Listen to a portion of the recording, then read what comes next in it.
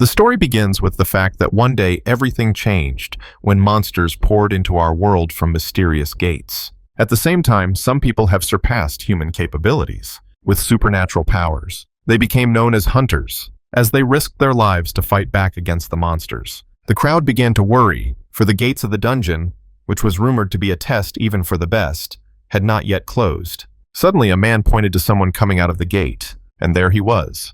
The first to come out was his sword. Everyone began to cheer as they saw the dungeon closing. The hunter confirmed that he had successfully conquered the dungeon. This was the legendary hunter Kwok Pilson, who had closed countless gates despite being over 60 years old. But one day, this powerful hunter suddenly disappeared without leaving a trace.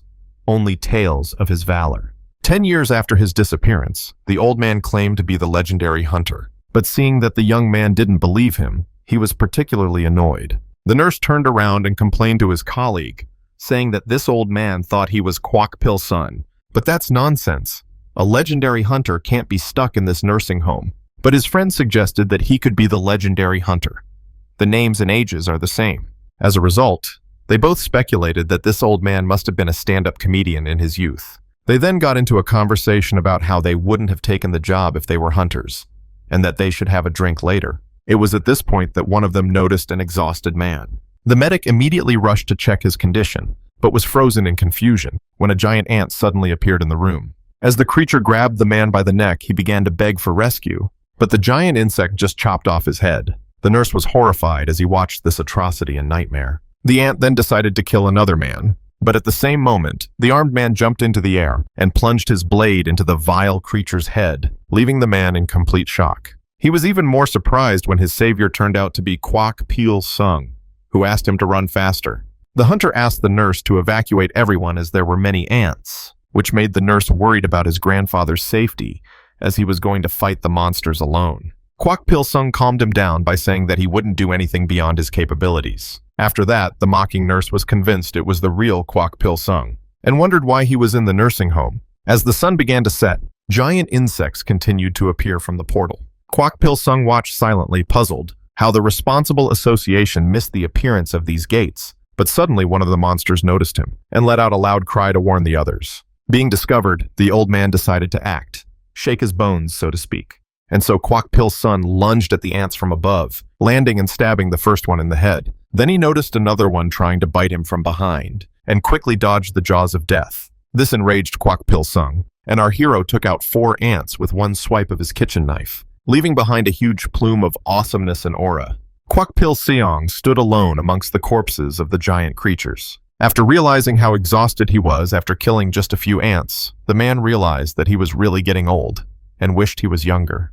But the old man noticed something stirred. A giant praying mantis appeared right behind his back. Then the frightened hunter asked the insect if it was the boss of the bug gang, but the mindless creature didn't answer, but attacked the old man with all its might, and slammed him into a huge rock. It was apparently a strong opponent. Seeing that Kwok Pilson couldn't move, the praying mantis prepared to sink its claws and fangs right into his head. But just as he was about to take the first bite, the old man opened his eyes and said that the monster's mouth was disgusting. With these words, the hero pierced the mantis's head. Squirming in pain, the insect tried to shake Kwok Pilson off its head, knocking it into the nearby trees. Yes, it was a bit of a pain, and when it stopped moving, the hero assumed it couldn't fight anymore. That's when Kwok Pilson mustered the last of his strength to finish it off with one final powerful blow. Just like that, the giant praying mantis was defeated and finally collapsed on the ground behind the old man. The hunter was glad to see that his skills weren't completely dulled. Then he started coughing. The exhausted old man then collapsed to the ground. Kwok Pilson realized that his body couldn't take it anymore. He had reached his limit. Reflecting on how easy it would have been to deal with these creatures 10 years ago, the hero found it amusing that he would die in agony like a true hunter. But at that moment, he was caught off guard by a notification congratulating him on conquering this dungeon. And he was intrigued when the system stated that it would grant his wish for the sweep. Kwok Pilson had received a divine blessing, granting him eternal life. Immediately his eyes closed, and his body began to glow and gradually changed. As the gate began to close, a crowd of people rushed to his aid. Later, the old man woke up to a lady calling for him. A confused Kwok Pilson asked where he was. The nurse explained that he was transferred to this capital hospital after being found almost dead in front of the closing gate. When asked to introduce himself, The old man gave his name and year of birth. The year of birth shocked the lady. This infuriated the protagonist. Is she deaf? Why ask so many times? He scratched his ear and said that yes, he was old. He was 83 years old. Hearing this, the nurse couldn't believe that this young-looking guy was actually an old man, which he, again irritably, confirmed.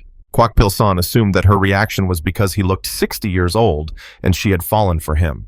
But that was when he noticed. Kwak Pil-sung saw his own reflection, and then rushed to the mirror in shock at his new appearance. This strange behavior led the nurse to assume that the patient's injuries had caused brain damage, so she went after the doctor while he was still in shock. At that moment, Kwak Pil-sung remembered what had happened before he lost consciousness, and realized that it wasn't a hallucination. The old man remembered how some people gain new skills after clearing the dungeon, but he had never heard of blessings. What was even stranger was that this blessing gave him back his lost youth. After pondering for a while, Kwak Pil-sung decided he should seek help, not stay in the hospital. And when the nurse returned, the young man was gone. Now Kwak Pil-sung was standing in the street, right in front of a tall skyscraper. He remembered that he hadn't set foot in the association building for 10 years, maybe more. As he entered the building, the legendary hunter noticed that the place had completely changed. Kwak Pil-sung then asked someone for help as he needed to settle something with the association. The stranger pointed him to a strange kiosk and confirmed that he would have to take a ticket to wait his turn.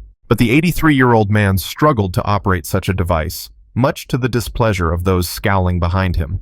At that moment, a hand lay on his shoulder. The tall man threateningly asked the hero to give up his turn, as he had no time to waste. Some of the hunters present recognized him as a C-rank troublemaker from Medusic. To everyone's surprise, the young-looking fellow began to tell the man off, stating that he should stand in line like everyone else. The annoyed man then grabbed the protagonist by the shirt, when suddenly they were interrupted by the tall, imposing presence of a man in a white jacket. He reminded them that fighting within the association was forbidden. The boys let go of each other. Some people were astonished to recognize him as an S-rank hunter named Park Shi-hyun, while others were surprised to see an S-rank hunter for the first time. The tall man was annoyed by the association, seeing her using someone of his rank to maintain order. The crowd then began to whisper about his impressive height as he berated the aggressor. People talked about how he seemed to be the crowning glory of masculinity, and even though he didn't want to be flattered, he liked being called manly. At this moment, Kwak Pil-sung stated that the S-rank hunter didn't seem familiar to him. The handsome man stood there wondering who the juvenile jerk was. Kwak Pil-sung then said that it was Park Shi-hyun in front of him, leaving the man in shock. Being called by that name shocked the frightened hunter. The hunters present started gossiping about S-rank being called Park Shi-hyun. Then Kwak Pil-sung started talking about how they hadn't seen each other for a long time, and how old he looked now.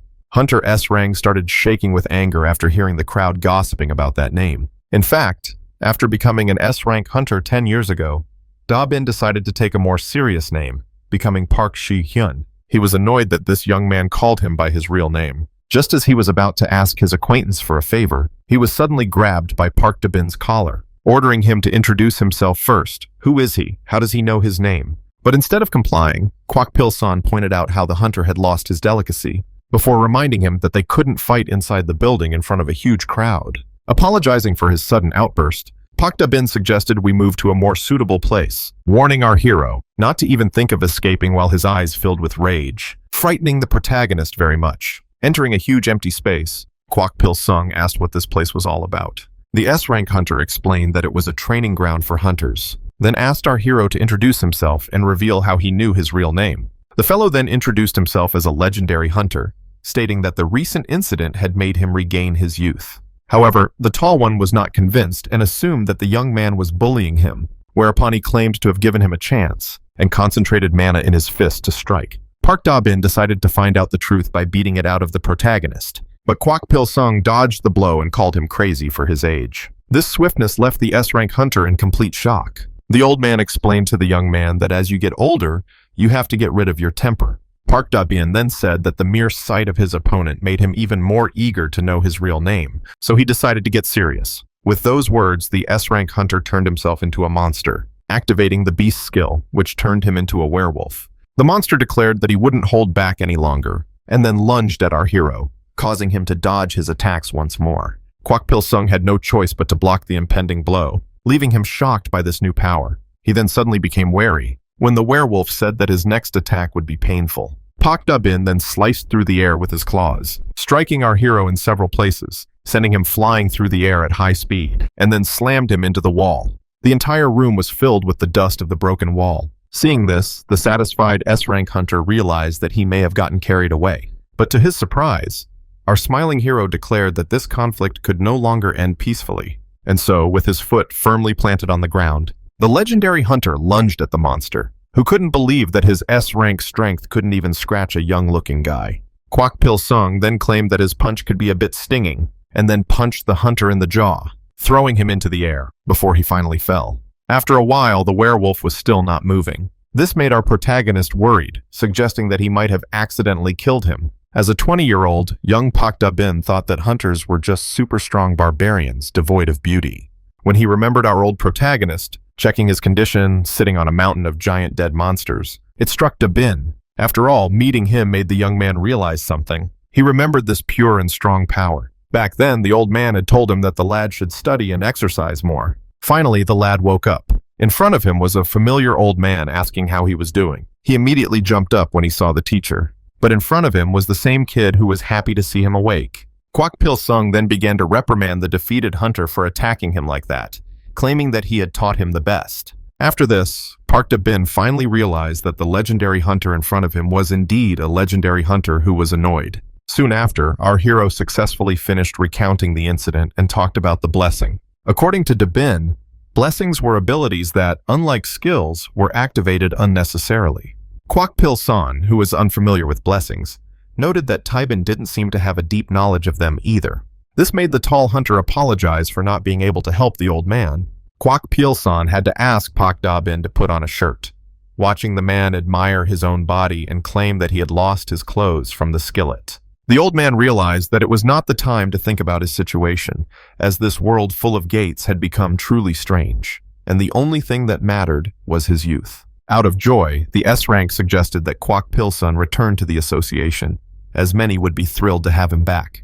But when the old man called out to him, the atmosphere suddenly changed. Park Da Bin was surprised to hear that Kwak Pil Sung wanted to keep his return a secret, before asking the naked man if he knew the reason for his sudden retirement. S-rank was shocked when the master asked if he remembered the names of Tai Yan, Byamsik, and Ji Young. With a saddened expression on his face, the tall one confirmed that he would remember them forever. Kwak Pil Sung recalled how they had honored him by allowing him to return to the S-rank, to allow him to survive the many dungeons. Park Da Bin firmly stated that he would have done the same, seeing how dear the old man was to them, but then was shocked when the protagonist confirmed that this loyalty was the main reason why he left. The protagonist explained that at some point the people around him began to idolize him too much, and he felt guilty seeing young souls sacrifice themselves to save his old bones. Kwak Pil Sung was afraid to relive that pain again, making his comeback public, as he couldn't see the young sprouts withering away for him again. After listening and understanding this philosophy,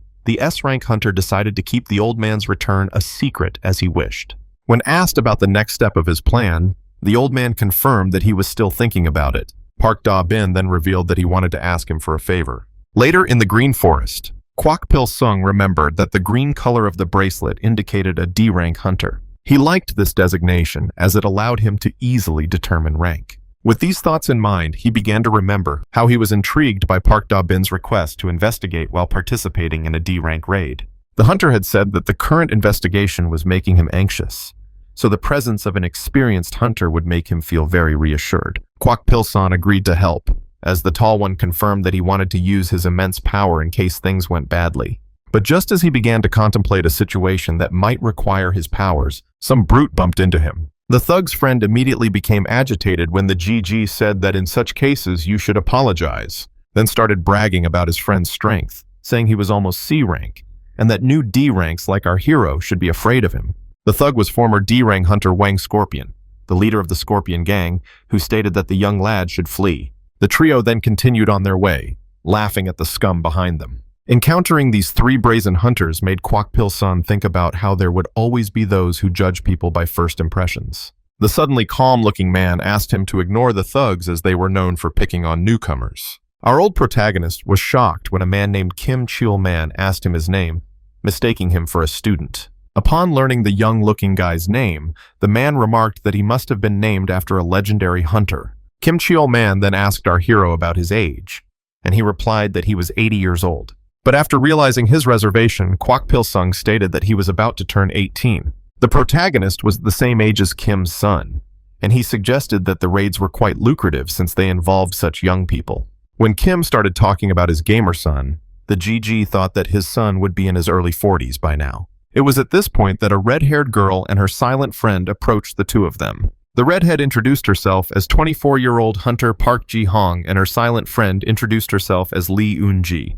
She then approached our hero, expressing curiosity about his name, and then kissed him on the cheek, and told the astonished, blushing old man that it was her way of greeting people. It was then that a middle-aged man called out to our hero, saying that youth is beautiful, which our hero found ironic since he was old enough to be the girl's grandfather. Suddenly his attention was caught by another voice calling his name. It turned out to be a smiling man in a suit, armed with a katana, and when asked for his name, the man introduced himself as the person in charge of this raid, C-rank hunter Kim Dae-jin. That was the end of the introductions. Kim Dae-jin then asked our hero if he was someone close to an S-rank hunter, as the latter doesn't usually recommend hunters.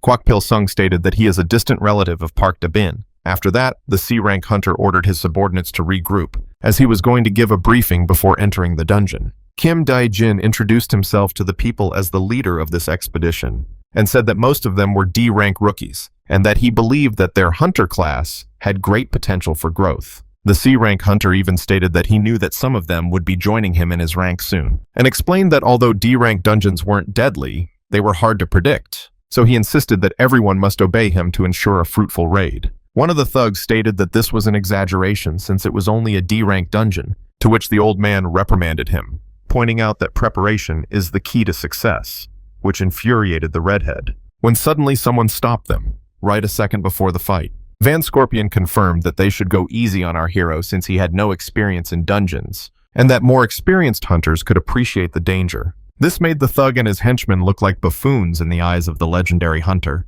That was the end of the briefing. Now it was time for the group to cross the gate. The sun was shining brightly. The magic gate was the entrance to this D-rank dungeon, and upon entering it, our hero and his allies found themselves in a desert-like place. And while Huntress Pack joked that she wished she had brought sunscreen, Van Scorpion stated that he wanted to end things as quickly as possible so he could enjoy a cold beer. Gigi started to take off his jacket as it was quite hot in the desert. The leader of the group confirmed that they would start as soon as everyone was inside. Our hero noticed the Scorpion gang casually making plans for the time after the raid, which led him to chastise them for their reckless behavior. This made him remember a scene from the past, where young Park Da-bin was exhausted. The young man confirmed that the raid was more difficult than expected, as he had expected an easy walk due to the small size of the gate.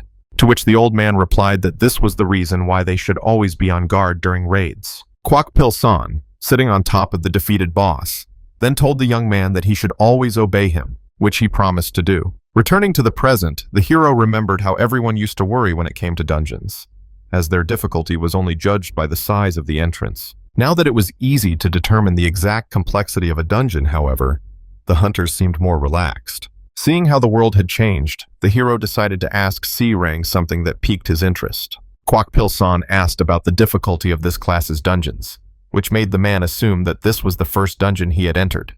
The group leader explained that D-rank dungeons were ideal for D-rank hunters, and then reassured him that C-rank hunters like him were always present in case of trouble. This caused the legendary hero to remark that they seemed to have everything planned out. The group leader was caught off guard when a young-looking guy asked him about the scenario in which the difficulty of the dungeon was underestimated. That's when Van Scorpio turned to the two of them and told our hero that no one would judge him for escaping, seeing how scared he seemed. One of his goons mockingly asked him not to put too much pressure on the newcomer. The C-rank hunter said they were perfectly safe, as the danger had already been determined by the association using the meter. However, our hero was still not convinced, which led the man to add that the dungeon meter has been in use for half a decade now, and has never been wrong in measuring the true difficulty of a dungeon. Kwak Pil-sung asked if that was true, which the man confirmed, while the future C-rank started complaining about how annoying newcomers were. After that, the old man started scolding the hothead. The angry Scorpion's boss grabbed our hero by the shirt and challenged him to object just one more time.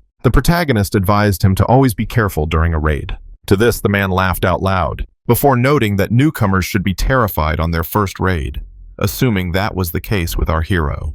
Kwak Pil-sung then asked him if he realized the reason for his advice, when suddenly the group was spotted by a giant purple serpent. The appearance of this monster startled the hunters. The scorpion was terrified. The monster then prepared itself, before lunging at him. But at the same moment, with a swift swing, the hero decapitated the monster with a single blow, quickly ending its villainous life. This baffled the future C-rank hunter, as everything happened with incredible speed. After that, Kwak-pil-sun then asked our hero to take his advice, since loud hunters would always be a favorite target of monsters. When the protagonist left, the man was upset. Unable to accept being corrected by a young man, Scorpius clenched his teeth tightly. The concerned red-headed huntress turned to the leader of the group and asked if this snake was really a D-rank, for he had never seen such a strong monster.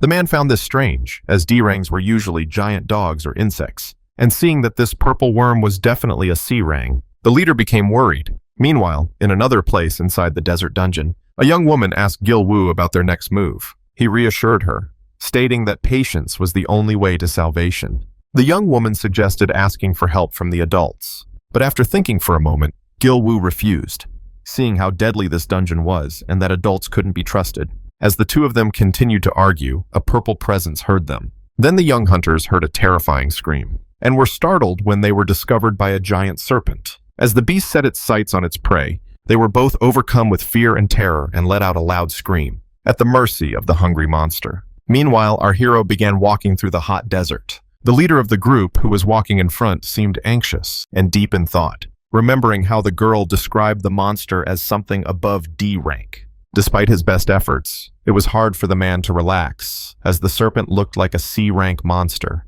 Before turning around to look at our hero, the man began to think about the fact that the dungeon was definitely not above D level, since the young man had defeated it with one hit in his first raid. But on the other hand, there was still the possibility that the dungeon had been assigned the wrong rank. But the man quickly dismissed that thought, because the meter had never been wrong before. After a while, Wang's scorpion, who was covered in sweat, began to lurch. He then exploded and complained to the leader that they had been walking for half an hour before asking how much longer until break time. Seeing that everyone seemed exhausted, the team leader decided to grant Wang's scorpion's wish. This disappointed the old man. Seeing the youngsters exhausted from a simple 30-minute walk, he realized that they were weak. It was then that the scorpion boss noticed some rising mist, and then suddenly, the hunter spotted a giant purple serpent standing over their heads.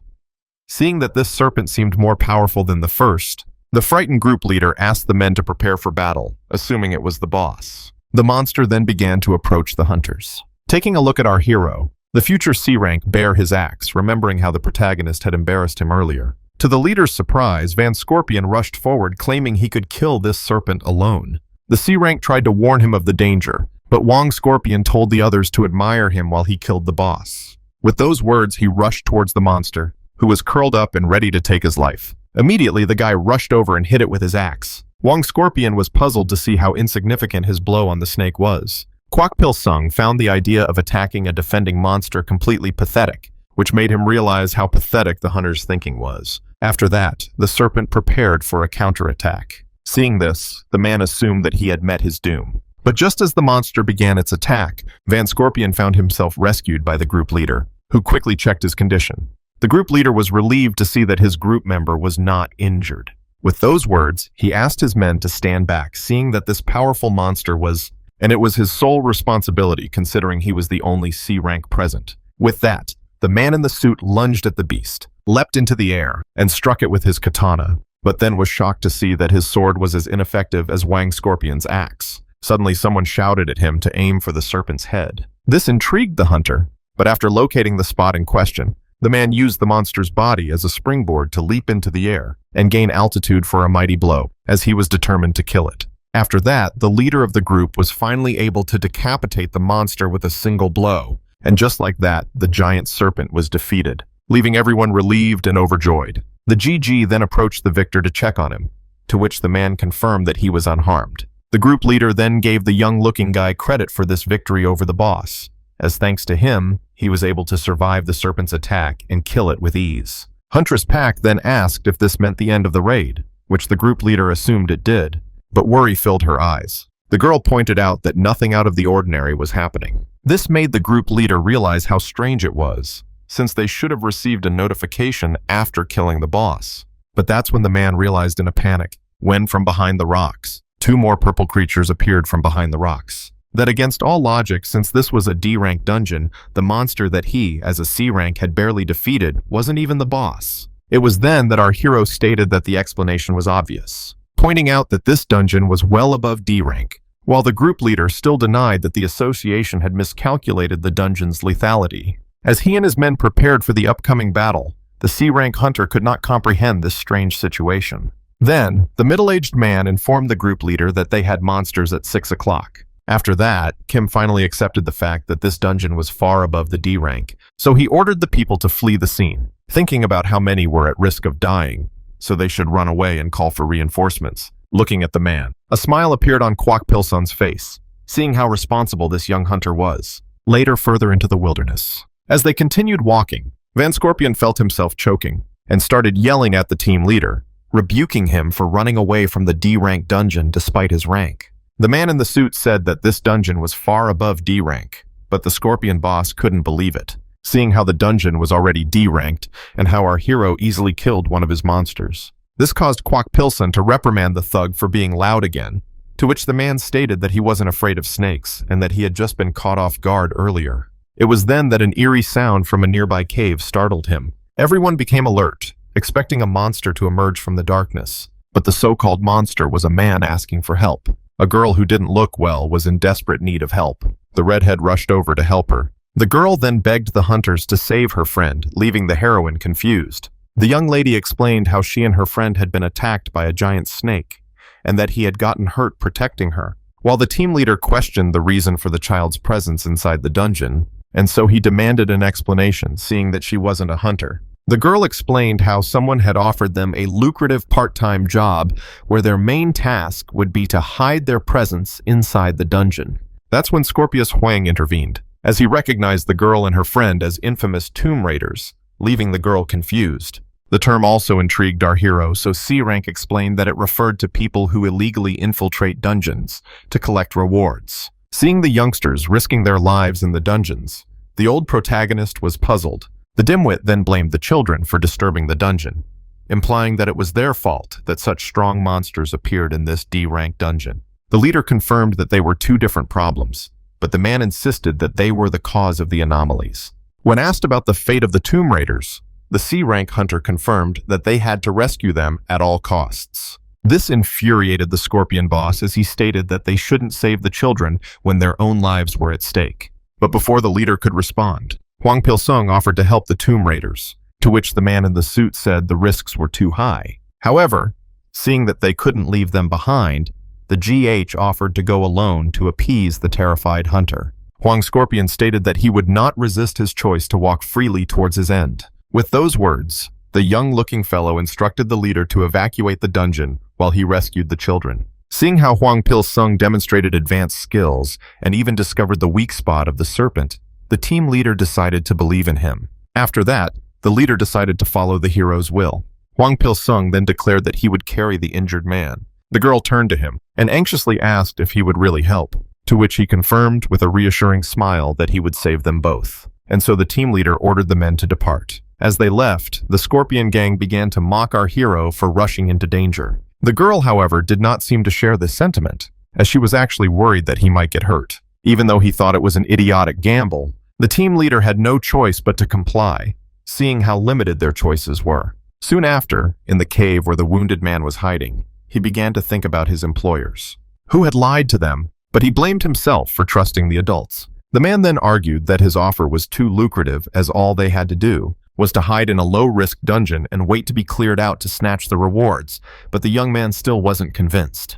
The man even argued that since they were just students, no one would arrest them, and instead give them a light warning. After hearing that they had literally hit the jackpot, the young man gave in and agreed. Back in the present, the injured man was worried about his friend Eun-soo. Suddenly, he noticed something approaching. The frightened boy quickly grabbed a branch, because he expected the worst. Another monster? But the one who arrived was human. Gil-woo was finally reunited with Eun-soo. The boy was then intrigued when a mysterious man entered the cave. The girl introduced our hero as a hunter who came to their rescue, but Gil-woo could hardly believe it, as the man looked too young to be him. This enraged the old man, who slapped the boy on the head. Kwok Pilsung told the insolent man that the child's place was at home studying, not in a dangerous dungeon looting.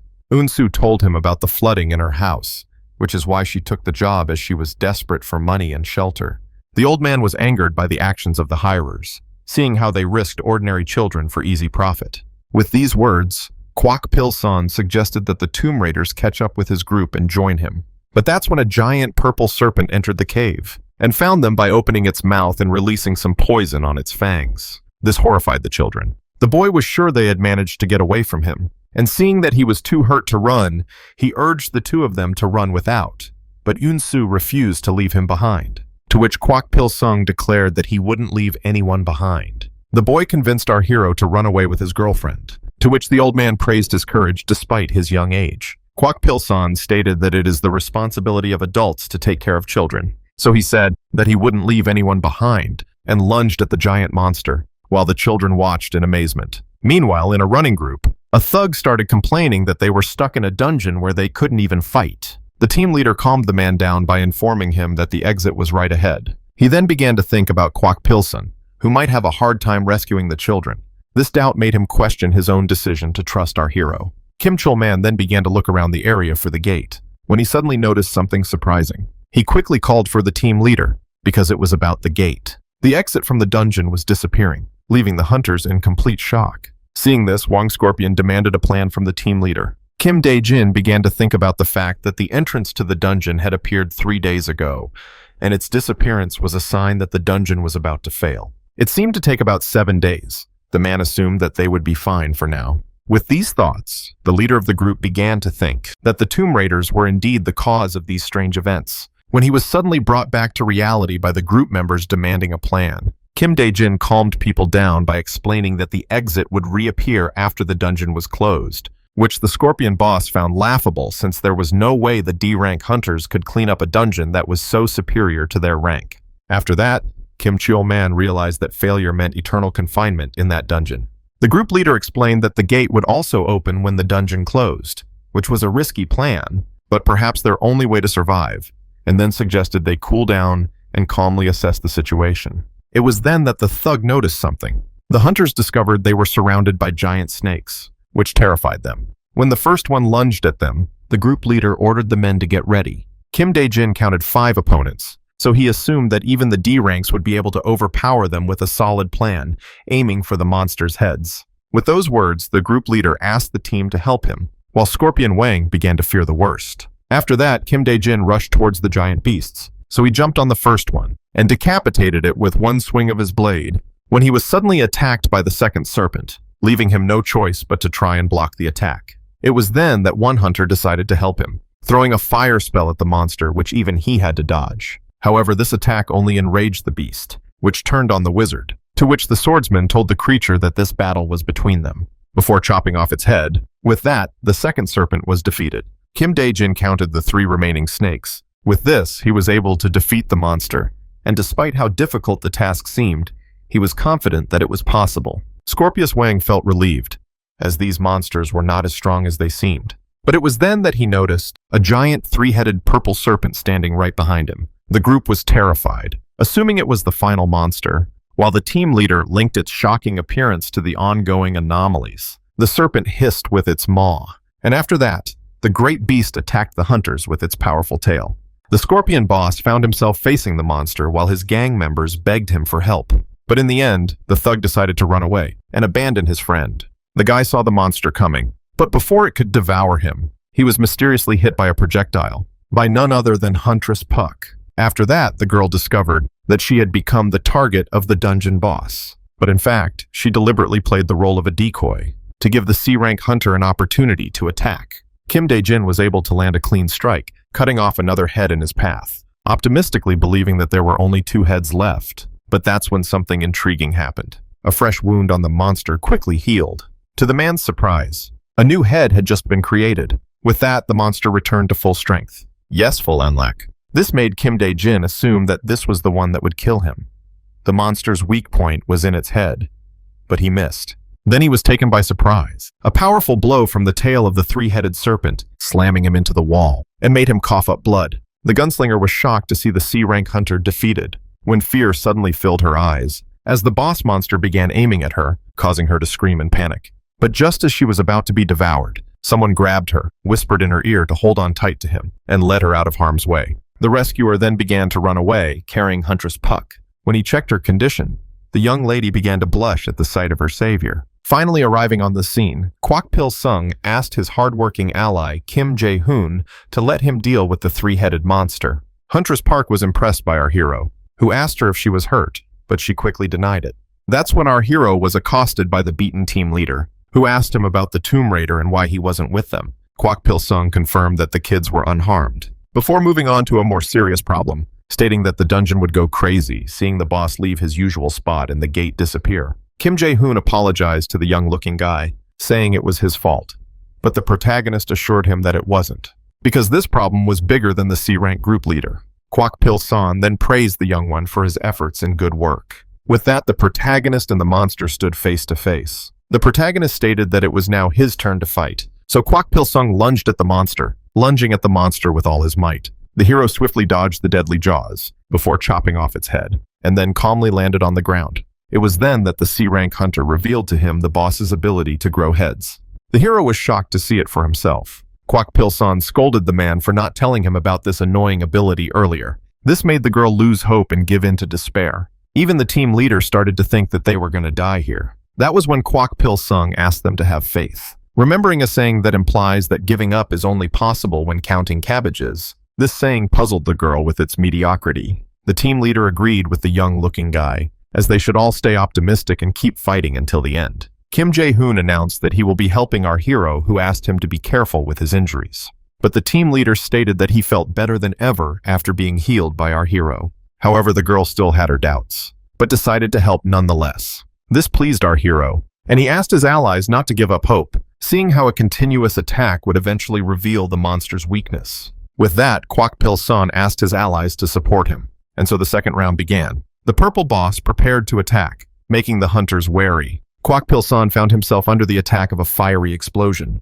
Everyone feared the worst and shouted for the GG to dodge, but witnessed the protagonist withstand this fiery attack. The girl was also shocked at his strength and resilience, but as soon as the head stopped spewing fire, Kwak Pil Sung leapt out of the flames, lunging at the monster, claiming that such tricks don't work on him, and attacked it again with more power. And after a few precise blows, the monster was cut into pieces, which fell to the fall right behind the hero.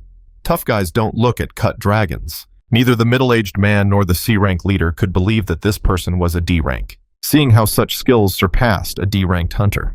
The guy stood and looked up, contemplating the outcome of the battle. It was then that our hero noticed something strange, as the monster didn't seem to be completely defeated yet. This regeneration was annoying our hero, who had no idea how to kill the boss. Suddenly he noticed something. Kwak Pil Sung had an idea as he looked at the rocks. With that, the hero finally had a plan of action, and he quickly jumped up onto the cliff. And once he was high enough, Kwak Pil Sung gathered his strength and shouted loudly, reaching his maximum strength, to chop a massive boulder in half. The target of the falling rock was a giant serpent. With that, the dungeon boss was crushed forever. Everyone looked on in shock with disbelief.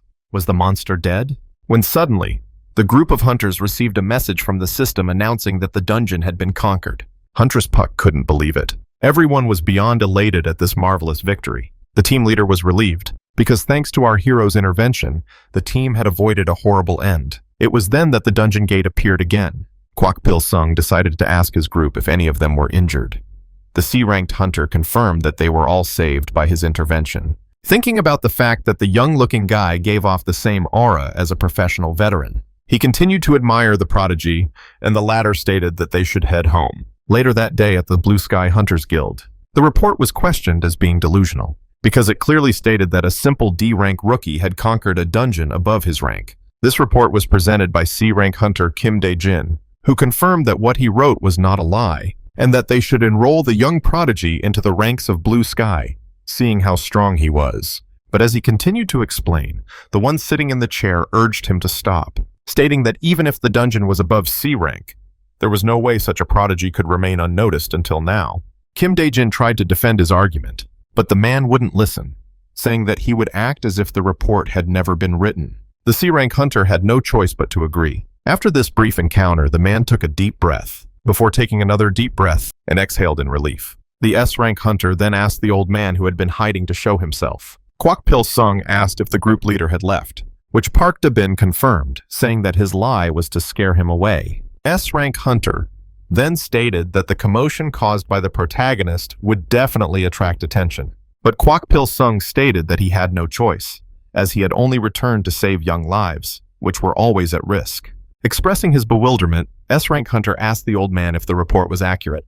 Kwak Pil-sung confirmed, saying that the association must be aware of its ranking errors, using his silence on the matter as evidence. Before stating that it wasn't the only problem, intrigued the high. S-rank Hunter was shocked when the hero suggested that the association was behind the people who use children as Tomb Raider. Still unable to believe it, he asked the protagonist about his sources, to which the old man revealed that he had recently attacked the Tomb Raider base. This upset Park Da-bin and he slapped the table, since the higher-ups would probably never admit their sins, seeing how their word and authority came from their power and imposing appearance. Kwak Pil-sung found this ego highly probable. The old man then asked the young one if he would keep silent about the association's crimes, to which the S-rank Hunter explained that they did not have the necessary evidence to act, stating that its growth would definitely exceed our hero's expectations, and that they should not be reckless in fighting such a dangerous foe, recalling how his master had always taught him to be careful. The protagonist then offered to look through the archives of the dungeon raiders,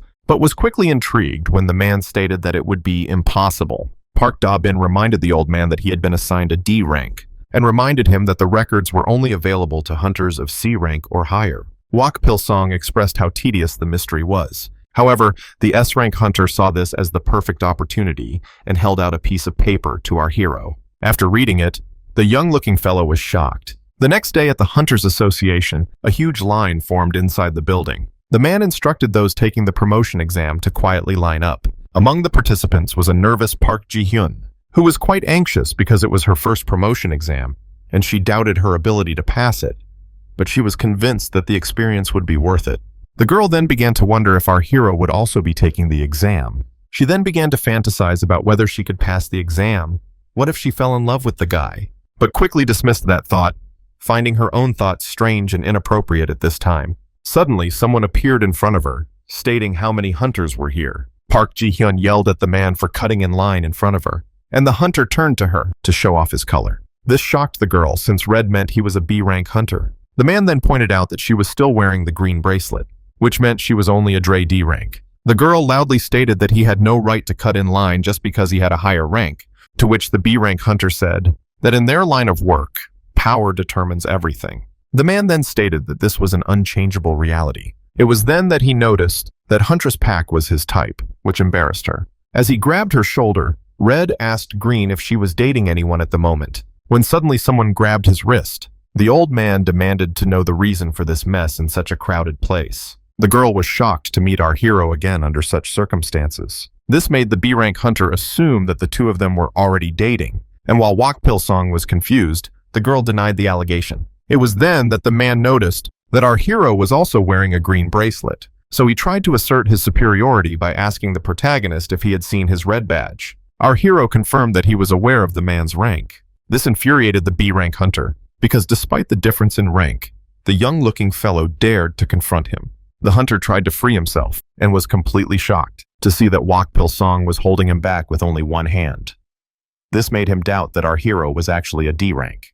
That's when someone asked Baek Sang-hyuk to stop that scene. This pissed off the B rank, who started screaming, but the person who calmed him down was a security guard. As the men forcibly took him outside, they asked Baek Sang-hyuk not to make a fuss. B rank said he would never forget their faces and would come back to take revenge on these newcomers, making himself look like a buffoon in the old man's eyes. Huntress Pack thanked our hero, who asked her if she would try to take the exam today. The girl confirmed her participation, as promotion exams were rare events worth trying. And then with a grin, she said that she might not have the strength to pass the exam. It was then that the old man put his hand on her shoulder. Kwak Pil-sung reassured her by declaring that she would do well before asking her to do only what she could. The girl took the advice with a flushed face and a loud and frequent heartbeat. Even though she didn't like those younger than her, Kwak Pil-sung gave her the impression of a grown man. With that, the protagonist decided to give her a gift. To her surprise, it turned out to be yoken, an Asian dessert much loved by the elderly, which the protagonist originally planned to eat herself but decided to offer her. According to Kwak Pil-sung, eating the sweet food should help her calm her anxiety. With that, the protagonist went on his way, wishing her good luck in her exams. Looking at the unexpected gift, the girl noted the strange taste, stating that the hero's taste resembled that of an old man when she took a bite of yoken. At the same time, on the neighboring balcony, the mysterious woman expressed her disappointment seeing how spectacular the battle between the hero and the B rank could have been. In any case, she was sure that they would meet again. Meanwhile, the B rank hunter was getting frustrated, seeing how inhuman the D rank strength was. It caused his hands to tremble, either from fear or from being squeezed. C rank hunter Kim Sung-jun introduced himself as the examiner for the promotion to D rank. He informed the candidates that this session was to provide them with the necessary information about the exam process. With that, Kim Sung-jun began his explanation. The first part will consist of one-on-one duels between D rank hunters. The one who defeats his opponent or makes him surrender wins, and in case of dangerous incidents, the examiner will intervene to ensure safety. The C rank hunter then added that the winner will be evaluated by an observer assigned to the desired rank through a duel. This made the hunters realize that failure in sparring or defeat by the observer would result in failure of the exam. But the C rank hunter reassured them, explaining that they could still pass if the observer deemed their skills worthy of the desired rank, regardless of the results. With that, he wished them all good luck. Hearing this, the tall man in the crowd trembled with excitement. Wong Scorpion was ecstatic, finally getting a chance to enter the C rank. After his last raid, his magic power had mysteriously skyrocketed, giving him the confidence that he could compete with most C rank hunters. This made the thug feel grateful to our hero, as this power was the result of the hero's valor during the last dungeon. But as soon as he looked at his opponent, he was puzzled. It was none other than the prodigy himself, who greeted him cheerfully. Guak Pelzan asked Scorpius to be gentle with him, and the man immediately realized that victory was impossible. Later, when the gunner began her sparring, her opponent was nearly exhausted, and noticing this, she prepared her bow and used the wind arrow skill. This frightened her opponent, who despite her best efforts to block the arrow, was tossed into the air and thrown far away. With that, the young man was quickly defeated, marking the victory of Park Ji-hyun, who was shocked at her own accomplishment. The shooter began to reflect on her sudden increase in strength. When Guak Pelzan approached her with congratulations, Huntress Pak asked him if he had already won, to which he confirmed. When the examiner asked his opponent to leave the sparring area, the girl took the opportunity to express how strange the situation seemed, which intrigued our hero. According to her, her magic power had grown mysteriously. So, our hero explained that this sudden increase in strength was the result of the last raid that was above D rank. She didn't quite understand. Guak Pelzan had explained to her that killing monsters in dungeons allowed hunters to absorb magic stones and magic power. This meant that the higher the rank of the dungeon, the more terrifying monsters defeated, the more magic power could be obtained and the purer the stones. This made the girl's eyes glow with excitement, as it meant that clearing more difficult dungeons would allow her to quickly climb the ranks. Suddenly, our hero brought her back to reality in anger. The irritated man angrily stated that the lower ranks didn't stand a chance in the stronger dungeons, and that it was a miracle they had survived the last raid without getting injured. He scolded her, saying that recklessness was the hunter's greatest enemy. As our hero continued to rant, Hunter Pak, who assumed she was older than him, began to feel like she was talking to an old man. Suddenly, a woman in red heels approached, asking about the loud noise, and quickly assumed it was a couple arguing. Although Park Ji-hyun was delighted at the misunderstanding, our hero firmly stated that it wasn't a quarrel, but a moralizing session for a silly child. This saddened the huntress, while the protagonist apologized for the trouble. The lady, who found him amusing, quickly recognized him as Kwak Pil-sung,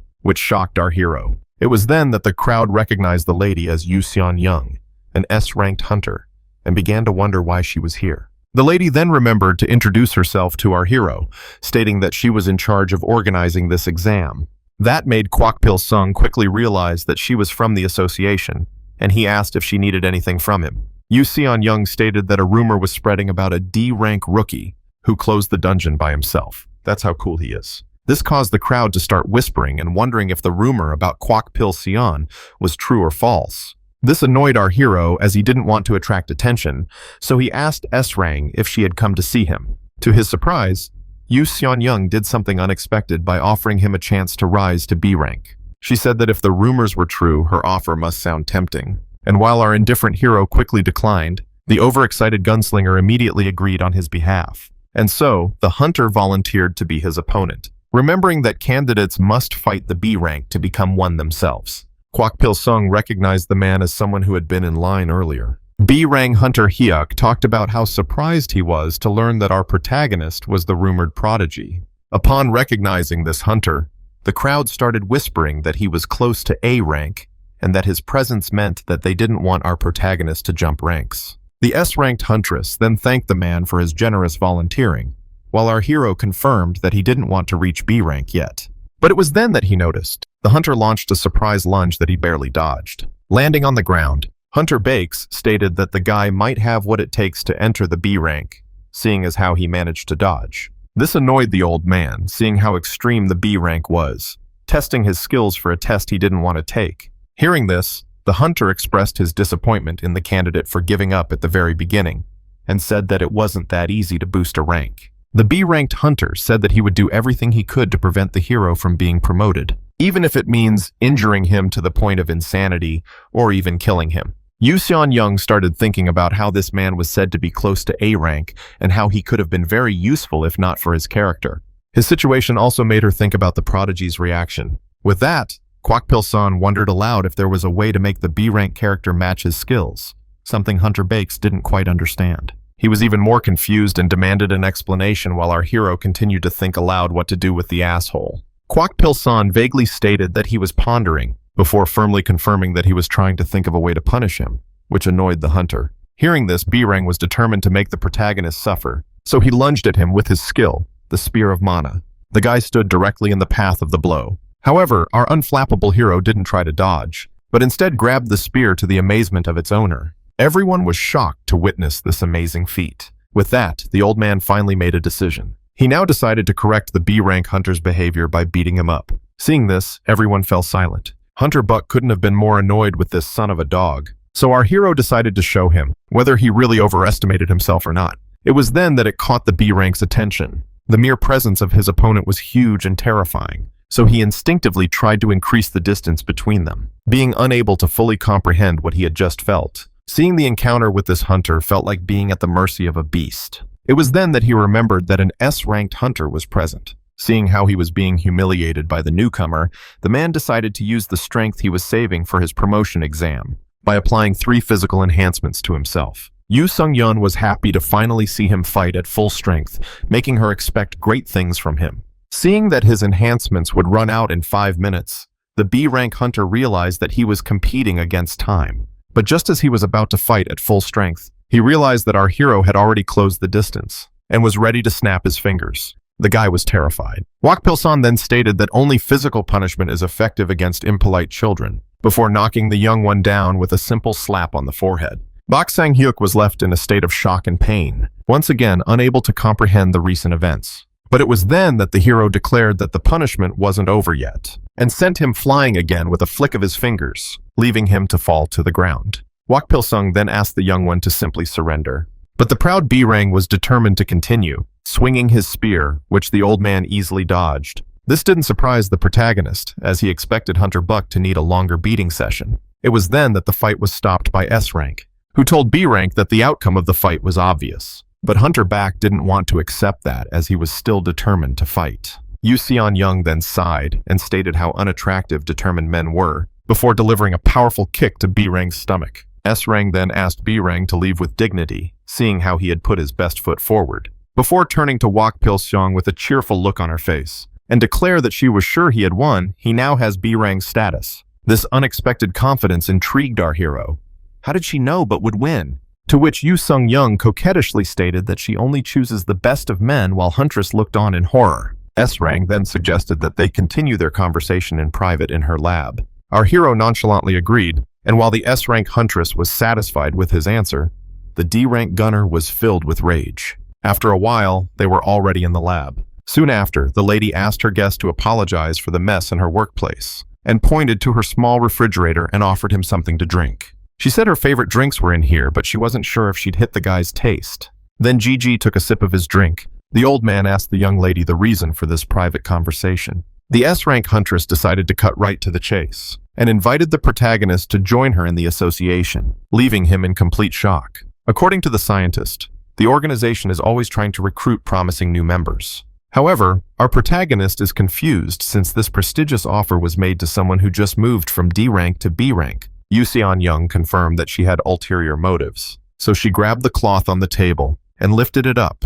revealing a mysterious machine that confused the old man. The S-rank huntress explained to our uncomprehending hero that it was a dungeon raid meter. Our hero was wary when she explained how this machine allowed the association to become stronger. This meter allowed hunters to enter raids that matched their ranks, unlike in the past when dungeons had unknown ranks. The S-ranked hunter then explained that the device wasn't perfect, which confirmed to him that the association was aware of its flaws. Yu Young confirmed that the possibility of misjudgment was small but not impossible, before asking our protagonist to consider a scenario in which the hunters were aware of this small risk. Guak Pilson stated that weak hunters would think twice before entering raids knowing that their lives were on the line. The scientist agreed that this reaction is very likely, and that it would lead to a significant reduction in the already small number of hunters, causing many negative consequences, all because of a very small chance of miscalculation. However, Guak Pilson argued that everyone should be aware of this small mistake because it could lead to hunters being victimized.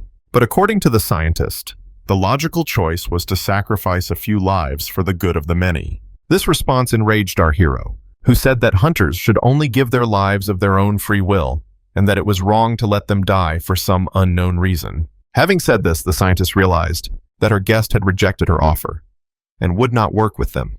Guak Pilseong asked her to take his words to her superiors. He asked her to insult them on his behalf. As he was leaving, he loudly berated them like an old grandfather.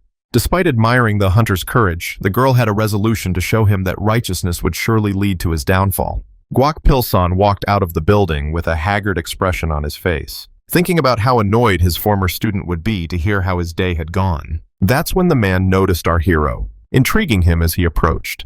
Guak Pilsung recognized the man, who smiled slightly at him. Meanwhile, the master was handed the file, and he praised the man for his good work. The boss then asked if it was the dossier of a prodigy who had single-handedly tackled an entire dungeon. John Lennon confirmed that it was, before adding that the man had just entered the B rank after defeating Baxen Hyuk. That file belonged to someone whose name was Guak Pil Sun, a name that Master liked. The C-rank hunter brought it to his superior. While the hunter presented the prodigy and his report to the chief and explained how he jumped C-rank, our hero tried his best not to look at the angry S-rank hunter. The hero felt intimidated by his disciple's anger when he mentioned the popularity his master had achieved. The S-rank hunter then asked to speak to the prodigy in private. Hunter Kim happily left the two of them alone, leaving the room. Thus, the information was passed on to Guak Pilson. The hunter asked the old man for some explanations. After listening to what had happened, the disciple pointed out that his master had been tricked by Yu Young. This intrigued our hero. According to Park Daban, this woman was one of the newly recognized S-ranks and an important figure in the association. And he stated that the most rational explanation for her suggestion was that she wanted to recruit someone who knew about the meter defect, implying that his trial for promotion to B rank was just a way of making it look professional, and that she would surely silence him if he lost, since that was her way of doing business. The S-rank hunter then stated that his refusal to join must have pissed her off, as it went against her plan. Guak Pilson proudly took credit for that refusal. However, Pak Daban claimed that the lady was persistent, which made him worried about her next move. Having said that, Pak Daban invited his old master to join his guild. Guak Pilson quickly and without a second thought declined. This answer took the man by surprise, forcing him to insist that solitude would only put him in danger, and that Blue Sky was one of the top 5 guilds in the country and could protect him, but our hero remained unfazed. Before giving his answer, Guak Pilson stated that he was a legendary hunter who didn't need anyone's protection and would never be fooled by association. Hearing this, Guak Daban confirmed Grandpa had already been cheated, to which the old man stated that he didn't take it seriously. After that, the S-rank hunter sighed disappointedly and decided to respect the old master's wish. Park Daban asked the old man to be careful, to which the B-rank hunter asked him to have faith in him. After that, as our hero was on his way out, he was approached from behind by a girl. It was none other than Park Ji-hoon, who was tiring herself out looking for him. The sniper girl proudly presented her C-rank badge to our hero. She proudly announced that she had successfully passed the promotion exam. Guak Pilson congratulated her, and she confirmed that he was the reason for her success. The girl flinched when asked if that was the only reason she wanted to see him, and so, With a flushed face, she stated that she just wanted to thank him for giving her the courage she needed, and that she had been looking for him for some time now. The sniper then tried to change the subject by asking our hero if he had come here after being invited to the Blue Sky Guild. Quack Pilson confirmed that he had not, as he had planned to remain guildless, which shocked the girl. It was at this moment that someone approached our hero. That person was a suspicious hunter named Li Huan, who introduced himself as a human resources officer of the Northern Lights Guild. The name intrigued our hero, so Li Huan explained that their guild, ranked 11th in the top rankings, was interested in recruiting our talented hero. Seeing Quack Pilson's reaction, the man confirmed that they were indeed number 11, after which he pointed out that our hero, who had been silent, still hadn't joined any guilds, and asked if he had something on his mind. But to his shock, the prodigy stated that he would like to work independently. After that, our hero decided to leave. In a panic, Li Huan stopped Quack Pilson and asked him to at least attend the presentation before refusing, which piqued Park Ji-hoon's interest. What kind of presentation? Mr. Huang explained that Northern Lights was making a presentation to make themselves known among hunters, and that they would be giving C-rank weapons to those who came. Upon hearing about the free weapons, the sniper was ecstatic. Li Huan said that the goal was to convince hunters to join while improving the guild's reputation. This puzzled Quack Pilson, while his girlfriend said they should go to the event immediately. Upon arriving at the steep hindquarters, the overly excited girl remarked how natural it was to see so many people in the 11th strongest guild, while our tired hero stood there complaining about her dragging him along. Park Ji-hoon claimed that this would allow them to get free weapons, which our hero didn't find worth such a hassle. The annoyed girl then explained that she just wanted a free item after the promotion, and our hero pointed out how weird this giveaway was. However, the sniper girl argued that there was nothing suspicious about it, considering that Northern Lights was one of the best guilds. This made our puzzled hero realize how simple this girl really was, and how strange this whole situation was. Soon after, Huntress Puck was intrigued by a room, where they were asked to wait because it was completely empty, when all of a sudden laughter came out of nowhere. It was none other than Li Huan greeting them, and as soon as Quack Pilson demanded an explanation, he found that he and Huntress Park were surrounded by a bunch of armed men, after which these suspicious types announced the start of the enrollment process. Finding himself in this strange situation, our hero demanded an explanation, saying that they couldn't just force them to join the Northern Lights.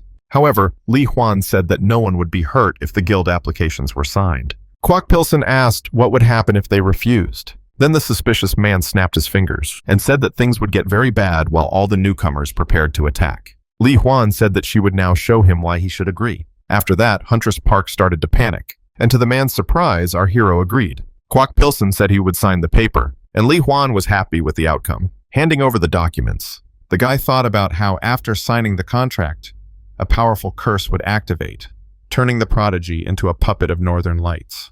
But to his surprise, Quack Pilson demanded a meeting with the guildmaster before signing, saying that he must know the man he'd be working for. Li Huan agreed, convinced that our hero's unknown plan would never work. After that, the guildmaster was contacted, and he confirmed that he would be arriving soon. Ko Myung-hoon, A rank, the leader of Northern Lights, was pleased with Li Huan's progress. The man then informed our heroes that the guildmaster would be arriving soon. Seeing the expression on the thug's face, the sniper apologized to the protagonist for dragging him into this mess. But Quack Pilson said that the blame lies with him since Li Huan came to him, which means the real target was him. The frightened girl asked the prodigy if he was really going to sign the paper, to which he calmed her down by saying he would take care of the problem. But despite his words, Park Ji-hoon was still worried, when suddenly there was a loud laughter in the room. The guildmaster had just arrived and introduced himself to the protagonist, then welcomed him to Northern Lights, while all of his members bowed respectfully. Li Huan was then shocked to see our protagonist carelessly ask Ko Myung-hoon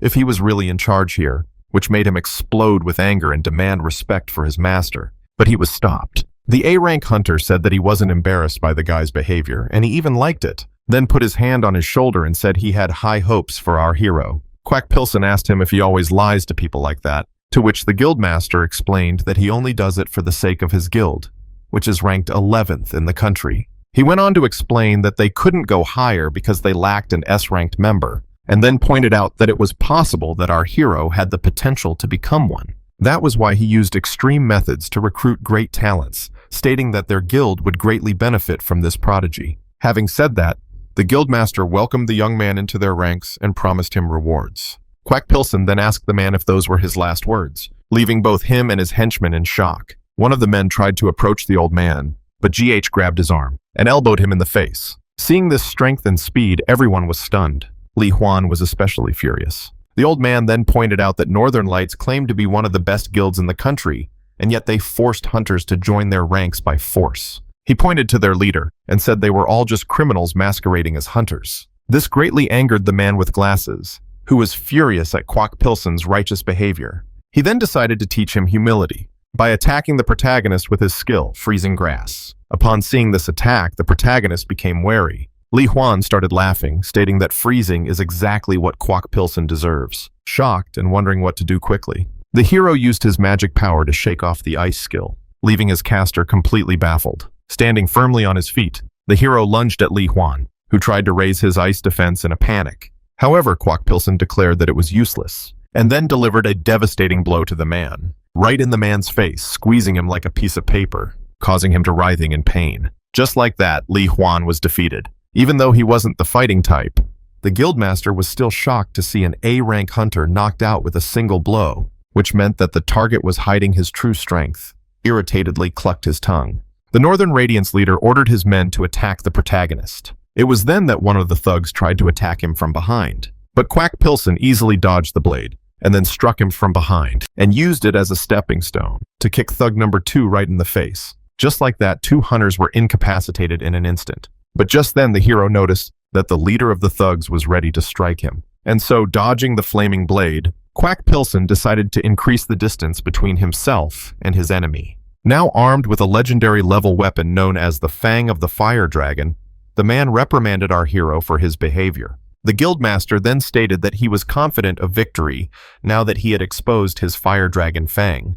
Quack Pilson noted how magnificent his weapon seemed. The thug explained that this weapon, which he had obtained in the S-rank dungeon, gave him S-rank-like strength. This caused the old man to scold the youngster for relying on weapons to compensate for his own weakness. Hearing this, he was annoyed, and the perpetrator lunged at our hero, but Quack Pilson dodged every swing, while the man grew increasingly angry at his inability to hit his target. His face was horrified at the realization of his own helplessness. The old man explained that regardless of the power of his guild or the quality of his equipment, the thug should have realized by now that he was no match for him. Now more annoyed than ever, the A-rank hunter forbade our hero to speak to him in such a manner. Quack Pilson then picked up his sword from the floor and used it to easily block the thug's Fire Dragon Fang, leaving the thug completely bewildered as he deflected the S-rank weapon with an inferior blade. Saying that it was time to give the bastard a lesson, Quack Pilson decided to physically punish the culprit. Ko Myung-hoon felt alarmed when our hero gave him a crushing blow to his stomach. The narrative moved a bit back in time to the moment when Ko Myung-hoon was shocked to see his member leave the guild. The young man, who the guildmaster called their best hunter, stated that he had his own motives. The thug had been full of passion and hope in the past, but could not keep the hunters from leaving and hoped that his good behavior would be rewarded by their return. It was then that a man came in, stating that the strong hunter was now part of their guild, and confirmed that the reason he joined was to gain more strength, much to Ko Myung-hoon's surprise. It made him realize that in order to be big, one had to think big, and that his small dream meant nothing to everyone. From that day on, the man decided to adopt these shameless methods. When he saw talented hunters, he would try to recruit them, and if they refused, he was sure to take revenge on them, which quickly made the guild 11th in the country, erasing his sense of remorse. Returning to the present, the guildmaster woke up in front of a tall hunter. Ko Myung-hoon demanded to know who he was. To his shock, the guild leader of the Blue Sky Guild was in front of him. This made the man panic as this appearance was unexpected. The thug was then surprised by the presence of Quack Pilson, who had immobilized his men. This made him assume that the protagonist was part of the Blue Sky Guild. Upon hearing this, the annoyed protagonist hit the young man on the head. Quack Pilson declared that he would not spare him if he spoke such nonsensical words again. The S-rank hunter then decided to clear the air for the thug by explaining that the hero was not one of his subordinates, which only confused Ko Myung-hoon even more. To his shock, Park Da-bun revealed that he was indebted to our hero, and that was why he was here to help him. Seeing that such a powerful guildmaster was indebted to our hero, he wondered about his true identity. It was then that the old man caught the thug's attention and asked him if they were really forced to commit such heinous crimes. Ko Myung-hun confirmed that he just wanted his guild to become number one. The old man asked him if a deceitful organization was really worthy of being called the best. Upon hearing this, the thug confirmed with his entire being that despite knowing the shamelessness of their methods, they were what allowed his guild to rise in the rankings. Kwok Pilsen asked the man if he had achieved his desired guild ranking, which made the man upset. In the end, Ko Myung-hun confirmed that he had no choice, since the current association system favored the big guilds, forcing him to turn to crime for power. Ko Myung-hun affirmed wholeheartedly that as the guild leader, he would do his best for his guild to prosper. Hearing those words, the men were moved by their leader's determination. The guildmaster was shocked when asked if he would change his methods if the association itself changed. However, the man argued that it would never happen, seeing how the association was becoming more and more important, and the large guilds continued to grow. According to the desperate man, this organization at the pinnacle of power would always remain unchanged. But to his surprise, Kwok Pilsen promised change. Ko Myung-hun couldn't believe what he had just heard. The S-rank hunter asked our hero if he had something on his mind. After that, the legendary hunter revealed his intention to overthrow the organization, and to do so by forming a team.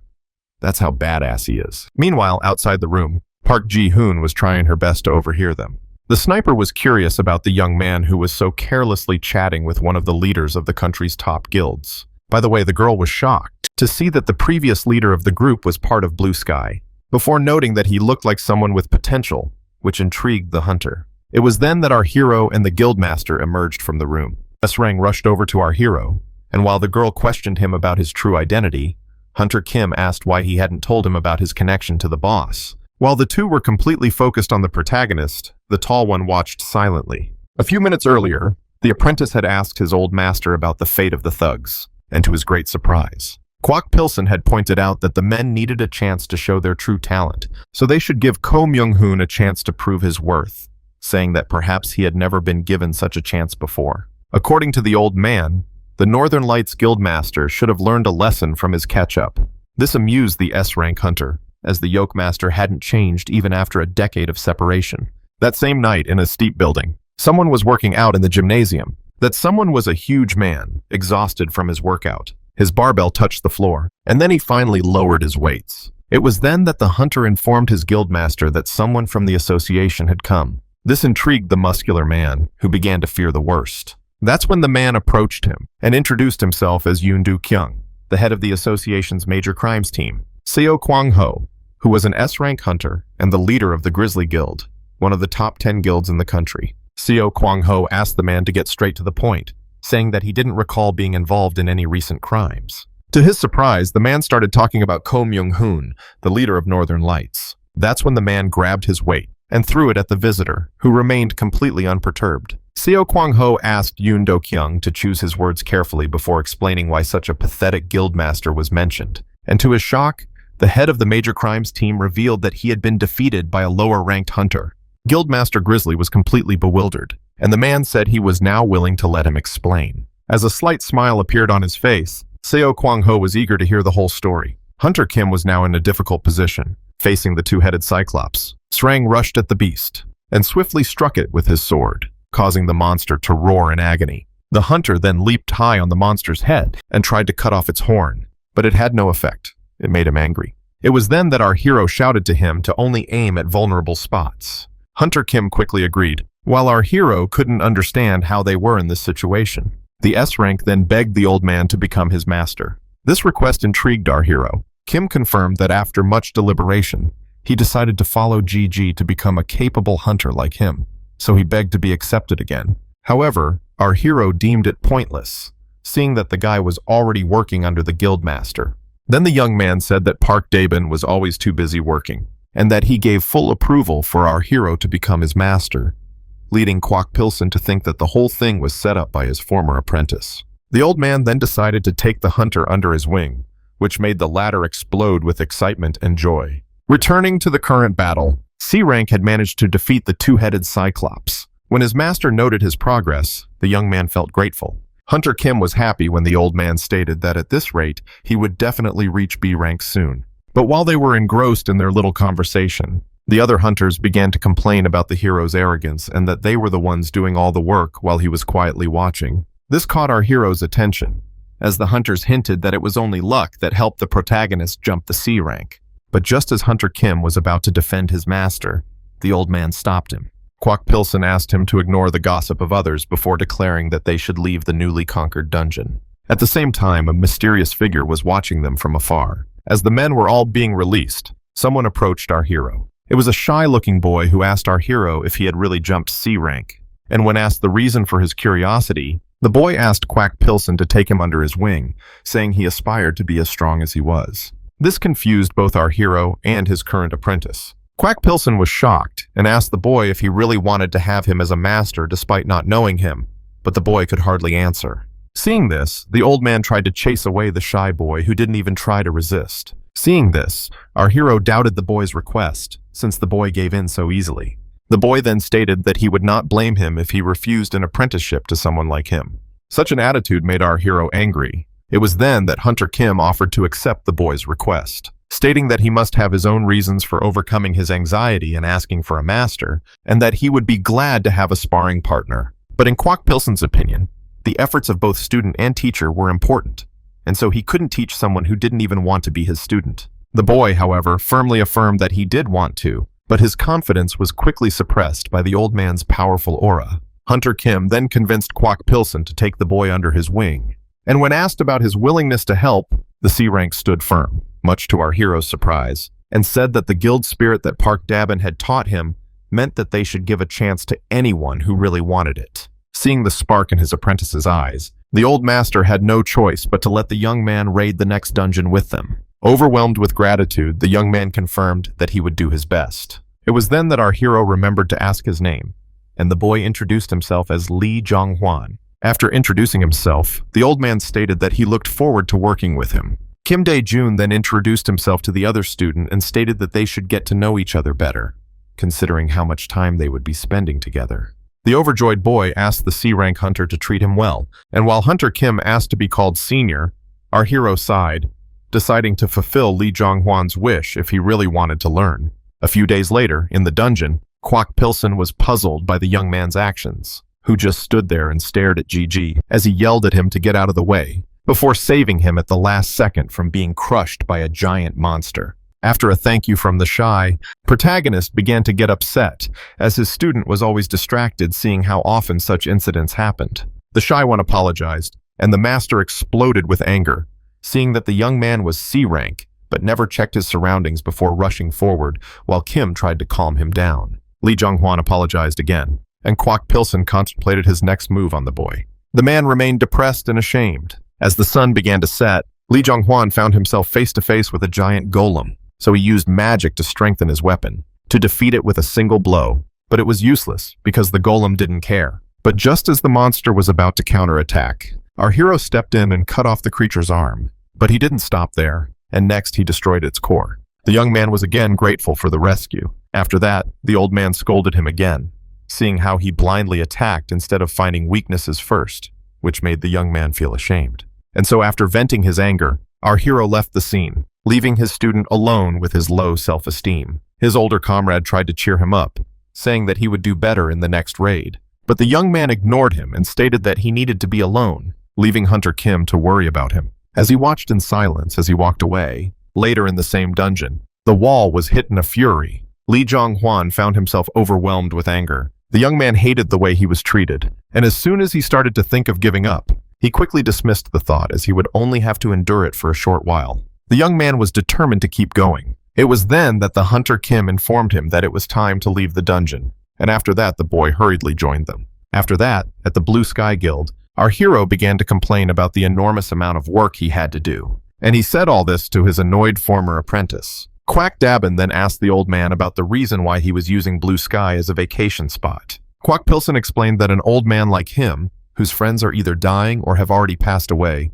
has no one else to go to, before accusing S-Rang of slipping him an apprentice. Seeing as how he spends most of his time here, the tall one suggested that his master simply join Blue Sky, but our hero refused again, claiming that joining would severely restrict his freedom. Hunter expressed his concern over the association's silence on the Northern Lights incidents and his worry for his lone master. Park Dabin then informed the old man about the rumors going around. The old man replied that he personally looked after his needs, as they were indeed friends.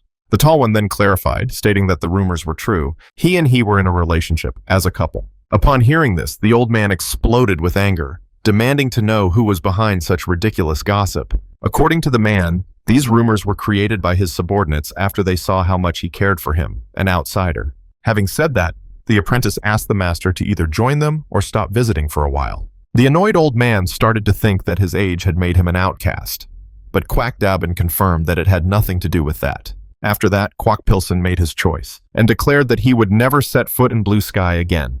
It was then that S-Rank informed him that the Grizzly Guild was rumored to be investigating his past. The name made the hero assume that this guild was similar to the gang of Ko Myung-hoon and his men. The man confirmed the similarities between the 10th and 11th, the only difference being that their master, Seo Kwang-ho, was an unpredictable S-Rank due to his bad reputation. Quack Pilsen assured the Blue Sky leader that he would be fine since he was a legendary hunter. After that, the old man withdrew. While the apprentice began to fear the worst, later that day, the hero asked if everything was in place. Both of his apprentices were present. Kim assumed that their presence was due to the appearance of the dangerous dungeon. While Lee Jong-hwan was gripped with anxiety, the master stated that they were not here to fight, but to unite as a team, which shocked them both. Hearing this, the shy hunter felt relieved. The old man wanted to use this opportunity to learn more about his students, realizing that he knew almost nothing about them. His students shyly agreed with him when he confirmed that rest was also an important part of their training. Hunter Kim asked what they had planned for today. After thinking for a while, the old man asked his students what the youth were doing now to pass the time, which surprised them. What youth? The S-Rank hunter said that he usually went camping or just played Go. This pleased Quack Pilsen as he saw that this board game was still popular, considering how confident he was in his own skills. But as soon as Lee Jong-hwan expressed how boring he found Go, the old man exploded with anger to protect his cherished game. He immediately asked his second student about his hobbies. The young man hesitated to answer. Soon after, in a comic book store, our hero found himself reading peacefully. The old man assumed that comic books were what the youth liked these days, but the boy confirmed that it was just his hobby. Conversation was kept to a minimum, while the old man pondered and read. The boy, as usual, was feeling the tension. The hero asked his apprentice about his reason for entering the world of hunters. After thinking for a while, Lee Jong-hwan explained how he had loved comic books since he was a kid. So seeing the hunters made him happy to see how they resembled the characters in his stories. And so he decided to become one of them himself, to live like his favorite heroes. And when he hinted that his dream was just a childish dream, the old man disagreed and surprised the guy. The protagonist confirmed that there was no sin in such a fantasy. The apprentice was shocked to hear the master call his aspirations beautiful. It was then that the protagonist was noticed by a girl, and it was none other than Park Ji-hoon. Earlier, the girl was upset when she read the comic book. Realizing that it didn't make any sense, Huntress couldn't help but think of a hero with ordinary looks. His cold-blooded behavior during the raids didn't cancel the fact that she was attracted to him. As far as she was concerned, our hero felt different, because he reminded her of her past, of her dear grandfather from her childhood. And while she wondered what he might be doing now, Huntress removed herself from her friend to the washroom to freshen up. Park Ji-hoon was eager to see our hero, and that's when she saw him. In his stupid Panama. Quack Pilsen turned around, and was delighted to unexpectedly meet a sniper in such a place. When asked the reason for his presence, the old man explained that he was doing team building. This coincidence made the girl feel quite fortunate. Lee Jong-hwan asked our hero about his connection with the beautiful lady. Huntress Park was surprised to hear him hint that they were dating, and quickly dismissed the allegation with a smiling, blushing face. Quack Pilsen confirmed that she was just an acquaintance. The shy guy introduced himself to the red-cheeked girl, to which she responded in a frustrated tone he didn't quite understand. It was at this point that the huntress went over to check on her friend, but found that she had company. Quack Pilsen quickly greeted the former band member, who invited her friend to leave. Seeing that she seemed to be in a hurry, the hero waved them goodbye. Huntress Puck didn't want to break up like that, so she approached the guy and invited the three of them to join them for karaoke, saying that the more people the merrier. But just as Quack Pilsen was about to decline to continue reading, the overexcited boy immediately agreed, believing that he thought it was an important part of being young. Before asking his senior if he minded, Hunter Kim seemed to have no objections. It wasn't long after that at karaoke, when all five of them had gotten comfortable, and some were still standing. Huntress Park began to regret her invitation to karaoke specifically, but immediately she decided to change her mindset and used this chance to build a deeper connection with her liking. Our hero was then invited to sing a duet with the girl, but the old man declined, saying he had never heard the songs, so his student accepted the invitation instead. This upset Park Ji-hoon as her plan failed. She then repeated the same scheme, only this time she would sing whatever he chose. Kwak Pilsen chose a song called Bring Back My Youth, and sang it with great gusto. The strange song puzzled the girl. Her friend approached her whispering. Park Ji-hoon became alarmed when asked if she was attracted to our hero. Her face turned very red when she saw how obvious her feelings seemed to be. She then apologized for inviting the three of them and stated that Kwak Pilsen must not see her as a romantic partner. But to her surprise, the magician grabbed her hand, saying he would support and help her, much to Kwak's dismay. It was at that moment that the impressive score of 100 points appeared. As Kim began to praise his master, the old man revealed that he had been asked to become a singer when he was younger, but upon realizing his reservation, he quickly brushed it off. Then the magician caught his attention and asked him to go with her friend to the comic book store to find her lost wallet. And as soon as Lee Jong-hwan, to the girl's horror, tried to offer his services, the magician suddenly kicked him under the table and cheerfully asked the old man again, while the GG looked on in disbelief. After thinking for a bit, Kwak Pilsen agreed, leaving Park Ji-hoon satisfied. And while the one with glasses cheered for her, the guy could only watch in silence. After finding the wallet, the girl thanked the protagonist, who wanted to immediately return to the others for his help. But when the surprised girl quickly declined, Kwak Pilsen asked her if she needed help in another matter, making her struggle to answer. The hero then asked her what was on her mind as she began to panic, seeing that she was missing the opportunity her friend had created for her. After gathering her wits, Huntress Puck asked the protagonist if he was currently interested in anyone. Kwak Pilsen confirmed with a sad expression that he used to be interested, which led the girl to assume he was talking about a failed relationship. But to her surprise, it turned out that the lady in question was dead. This caused the sniper to panic and apologize for her question, but our hero confirmed that it no longer mattered.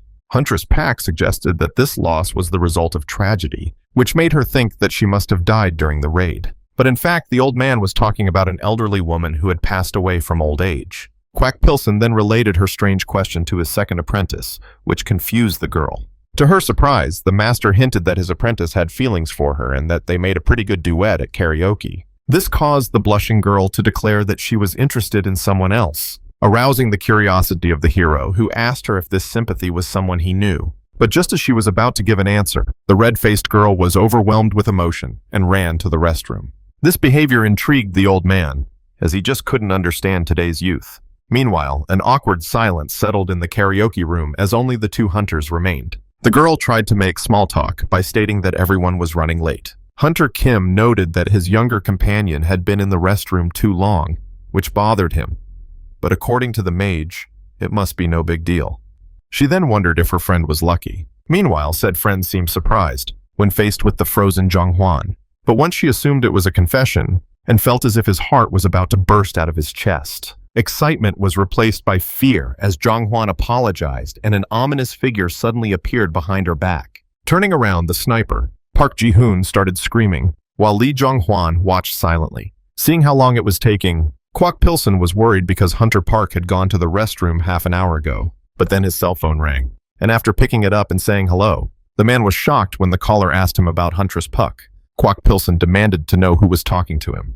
This amused the caller, and he introduced himself as responsible for his girlfriend's safety, which didn't please the old man with his methods. The man then confirmed that Park Ji-hoon would remain unharmed if he obeyed, and since the hero had no choice but to agree, the kidnapper decided to send him a meeting place and confirmed that he should come alone. As he hung up the phone and thought about what to do, a fire was lit in our hero's eyes. Later that night, in a secluded spot, the thugs stood around their boss, who was tired of waiting for our hero. The thug asked his boss if their target would even bother showing up. Seeing how angry the boss got after those words, the man began to panic. Suddenly his face was violently grabbed, as he was lifted off the ground, and then tossed aside. The thug demanded to be called guildmaster instead of boss, as they were no longer just a gang. The master warned the others not to call him boss, as they were now a legit guild in the eyes of the association. With that, the guild boss asked his goons to lead the man away. Before taking his seat again, another subordinate of his asked him about the Northern Lights leader's words. After that, he began to reminisce.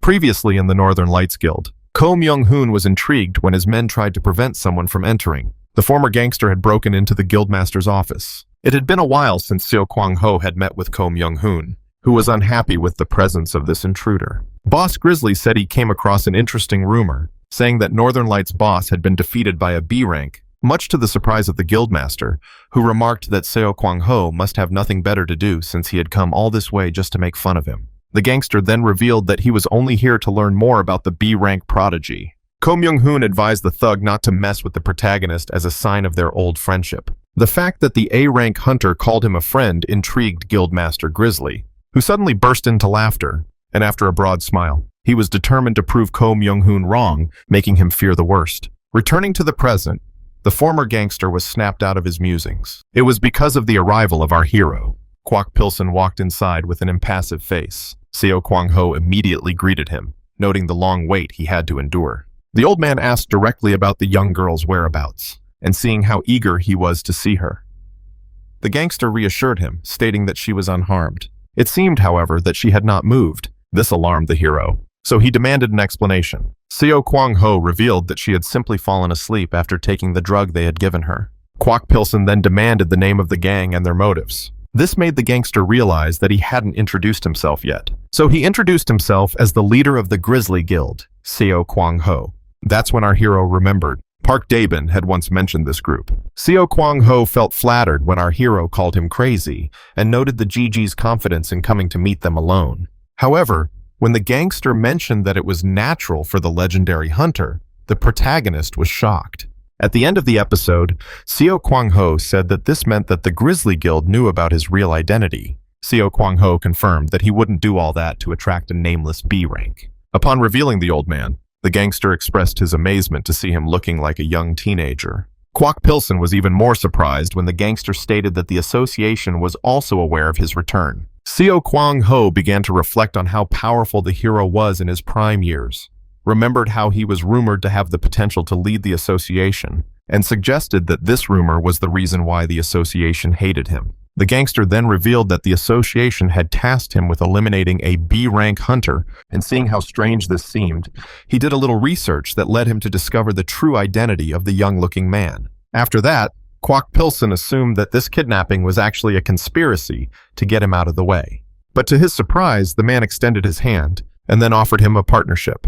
Our shocked hero couldn't understand it. Seo Kwang-ho explained that the association annoyed him because she was always trying to meddle in his affairs. So he suggested they join forces to satisfy their shared hatred. Kwak Pilsen confirmed that many things were not worthy of his hatred, and that a situation in which he had been the cause of harm to a loved one was definitely not one of them. The gangster apologized for using the huntress as bait and stated that it was his way of declaring war on the association. However, Kwak Pilsen was well aware that she was a necessary hostage, as his refusal was obvious. This caused the guildmaster to praise the old man for his wits. Afterward, the hero noted that the gangster was just as shameless as his former apprentice had hinted, but Seo Kwang-ho confirmed that he really wanted him as a partner. The gangster then stated that he had a surprise for the protagonist. As he approached the gangster approached the gang. The GG was completely bewildered, because it was none other than Lee Jong-hwan. Guildmaster Grizzly revealed that the young man was actually one of his men,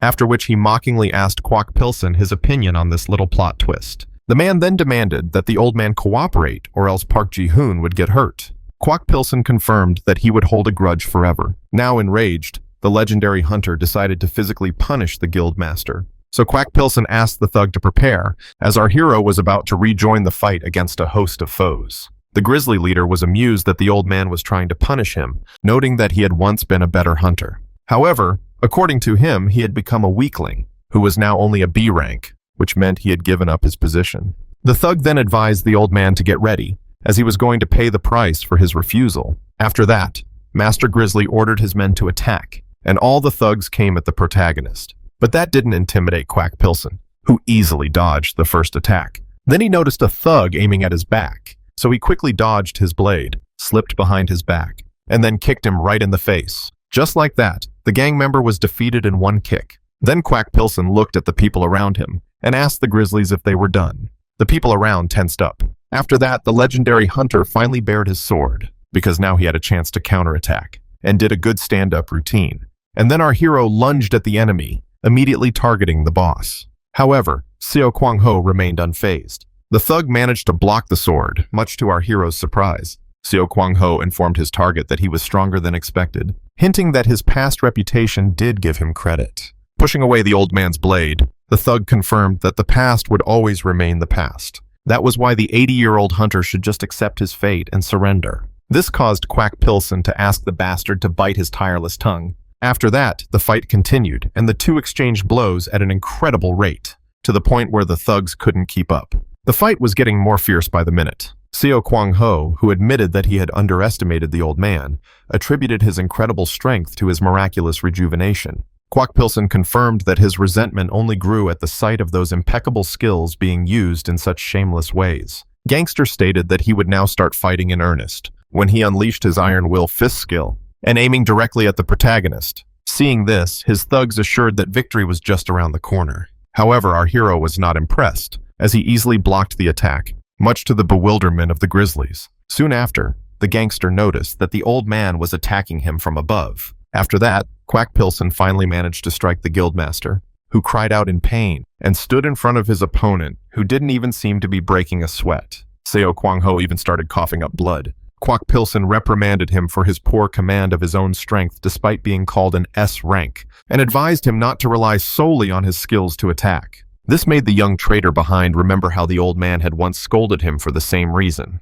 The gangster had had enough of these impertinent lessons, so he shouted to his healers to tend to his wounds. The gang members immediately complied, confirming that he had underestimated our hero.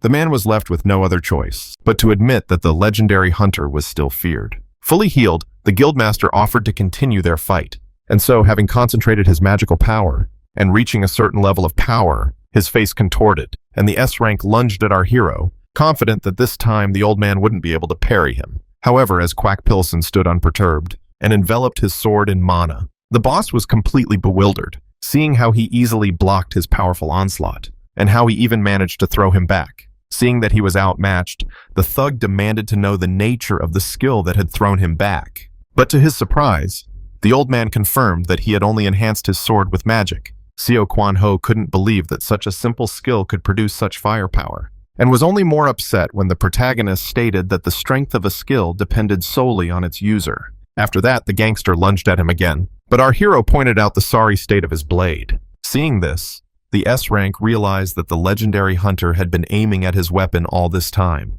Letting go of his blades, the grizzly was trapped, and in a panic, he turned to Lee Jong-hwan. The thug ordered the terrified young boy to end Park Ji-hoon's life if the old man tried anything else. The boy couldn't resist, as he had no choice but to obey. After that, the gangster asked his opponent about his next move, seeing that his friend's life was at stake. And just like that, both master and apprentice had to carefully consider their next course of action.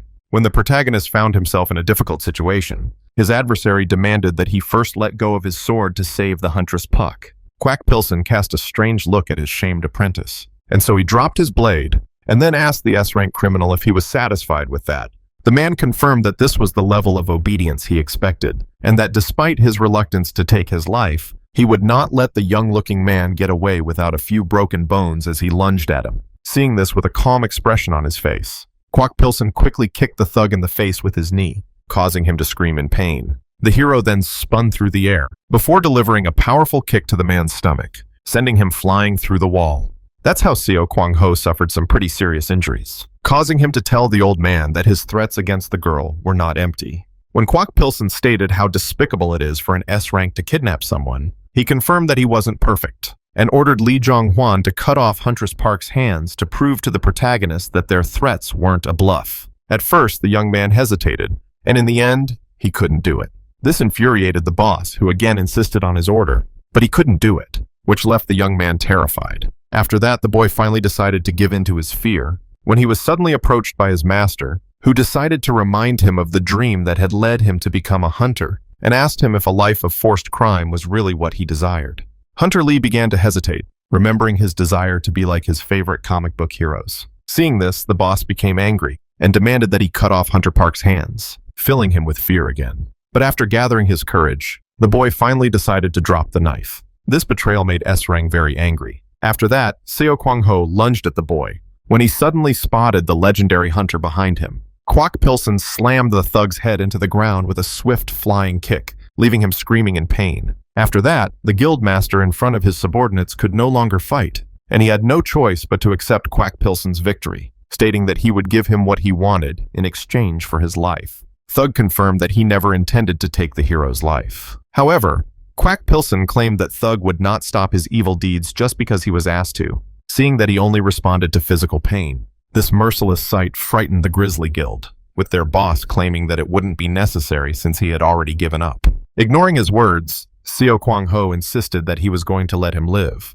The man then began to beg for mercy, firmly stating that he would never bother the old man again. Fear filled his soul as the hero swung to strike, but the blade passed within a hair's breadth of him and hit the ground. After that, Seo Kwang-ho fainted from pure fear. Quack Pilsen then turned to his minions and asked them if they still had a problem with him. However, no one dared to answer. In the protagonist's eyes, they all looked like mindless idiots. Quack Pilsen then ordered the men to get their boss out of his sight if they didn't want to continue fighting. Lee Jong-hwan was standing silently, when he suddenly noticed an old man approaching him. Ashamed, who didn't dare call Quack Pilsen his master, apologized for deceiving him. The old man, however, made no reply and raised his fist. But when the boy expected the worst, Quack Pilsen smiled slightly, and patting his apprentice on the shoulder, confirmed that he should address him as master. The young man was shocked to see that the old man had forgiven him after all he had done. Quack Pilsen explained that no one is sinless, and that only those who cannot admit or see their mistakes are scolded. He wanted to say something else. GH recalled how Lee Jong-hwan once mentioned his dream of becoming like comic book heroes. The protagonist revealed that in the one he read, the protagonist gains strength after overcoming hardships, and that his student closely resembled this so-called hero. These sincere words deeply touched Lee Jong-hwan. Afterward, the old man stated that they should take Hunter Park and leave. Hunter Lee was left pondering about everything that had just happened. A while later, an annoyed Ko Young-hoon asked about the reason for this unexpected encounter. The hero then confirmed that he obviously wanted to talk to him before asking the man if he had any complaints about it. The man denied and confirmed that he was simply intrigued by the fact that Quack Pilsen was using the Grizzly Guild grounds as their meeting place. Stepping inside, Ko Young-hoon was completely shocked to see the members of the Grizzly Guild greeting our hero. The former thug silently followed him. He couldn't understand why the Grizzly Guild members were greeting our hero like that, which made him somewhat suspicious. So he decided to ask Quack Pilsen if he had joined the Grizzly Guild, but the old man confirmed that he would never belong to such a group, and then asked the Northern Lights leader to silently follow him. Ko Young-hoon had a vague guess as to what would happen next, when the young man carelessly entered the office, only to find someone hiding in fear behind the desk. It was none other than the S-ranked hunter in charge of this guild. Seeing this, the old man became angry and asked the young man to stand firm. Ko Young-hoon was puzzled, as the imposing man apologized like a coward. The 11th Guildmaster couldn't believe it. As the young man was about to leave, the old man said that even though Seo Kwang-ho was the weakest of the S ranks, he was still an impressive hunter. But our hero carelessly scolded him for hiding despite his enormous size. Ko Young-hoon demanded an explanation. Quack Pilsen then stated that he had physically punished the gangster, that he had no idea why the latter was acting like that, and that he was currently unable to lead his guild. Ko Young-hoon agreed.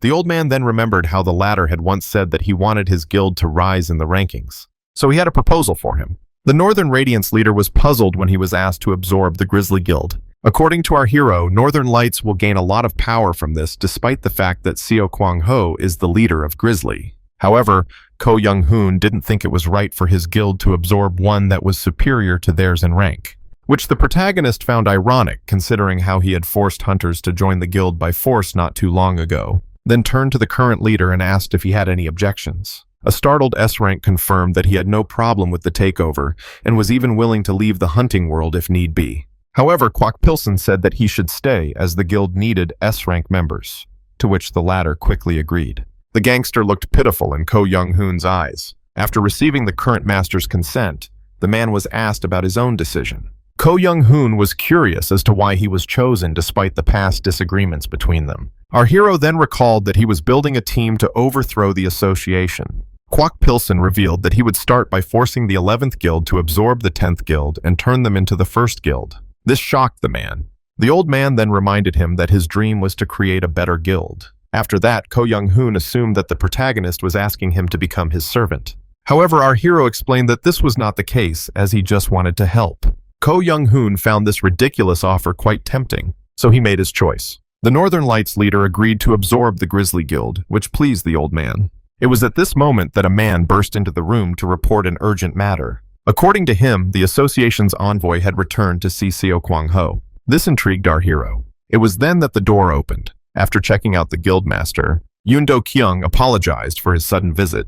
Pulling himself together, Seo Kwang-ho demanded to know the reason for this unexpected visit, leaving him to ponder. Earlier, our hero had explained that they would hide in the next room while the guildmaster met with the association's envoy. The man was startled when the 80-year-old man warned him not to behave suspiciously. Returning to the present, the tall one demanded to know the reason for Yoon Do-kyung's presence. The man revealed that he was here for the latest news about the mission given to the Grizzly Guild, seeing how passionate his superiors were about the matter. But then he was quite intrigued to see the guildmaster sigh in relief. Seo Kwang-ho asked the leader of the major crimes group about the reason for the Hunter Association's obsession with this particular B rank. The man grinned before confirming that he had no reason to justify their actions to him. Yoon Do-kyung then stated that the man had to blindly obey in order to maintain his guild's ranking, and while the guildmaster realized that he was being threatened, the man claimed that it was just a job. Having clearly delivered his message, the leader of major crimes decided to leave. But before leaving the room, he confirmed that he expected good results from the Grizzly Guild, leaving its leader extremely annoyed. But the irritation was quickly replaced with fear when Quack Pilson suddenly appeared to see if the man had left. The old man then praised the S-rank hunter for his unexpected acting ability. Quack Pilson then asked, after showing his aura, if Seo Kwang-ho was planning to betray them in the end. The S-rank hunter, who immediately took the joke as a threat, firmly denied any intention of stabbing them in the back. Quack Pilson then pointed out that the association has no honor, as it only cares about the outcome, regardless of the method, even conflicts between hunters for their own benefit.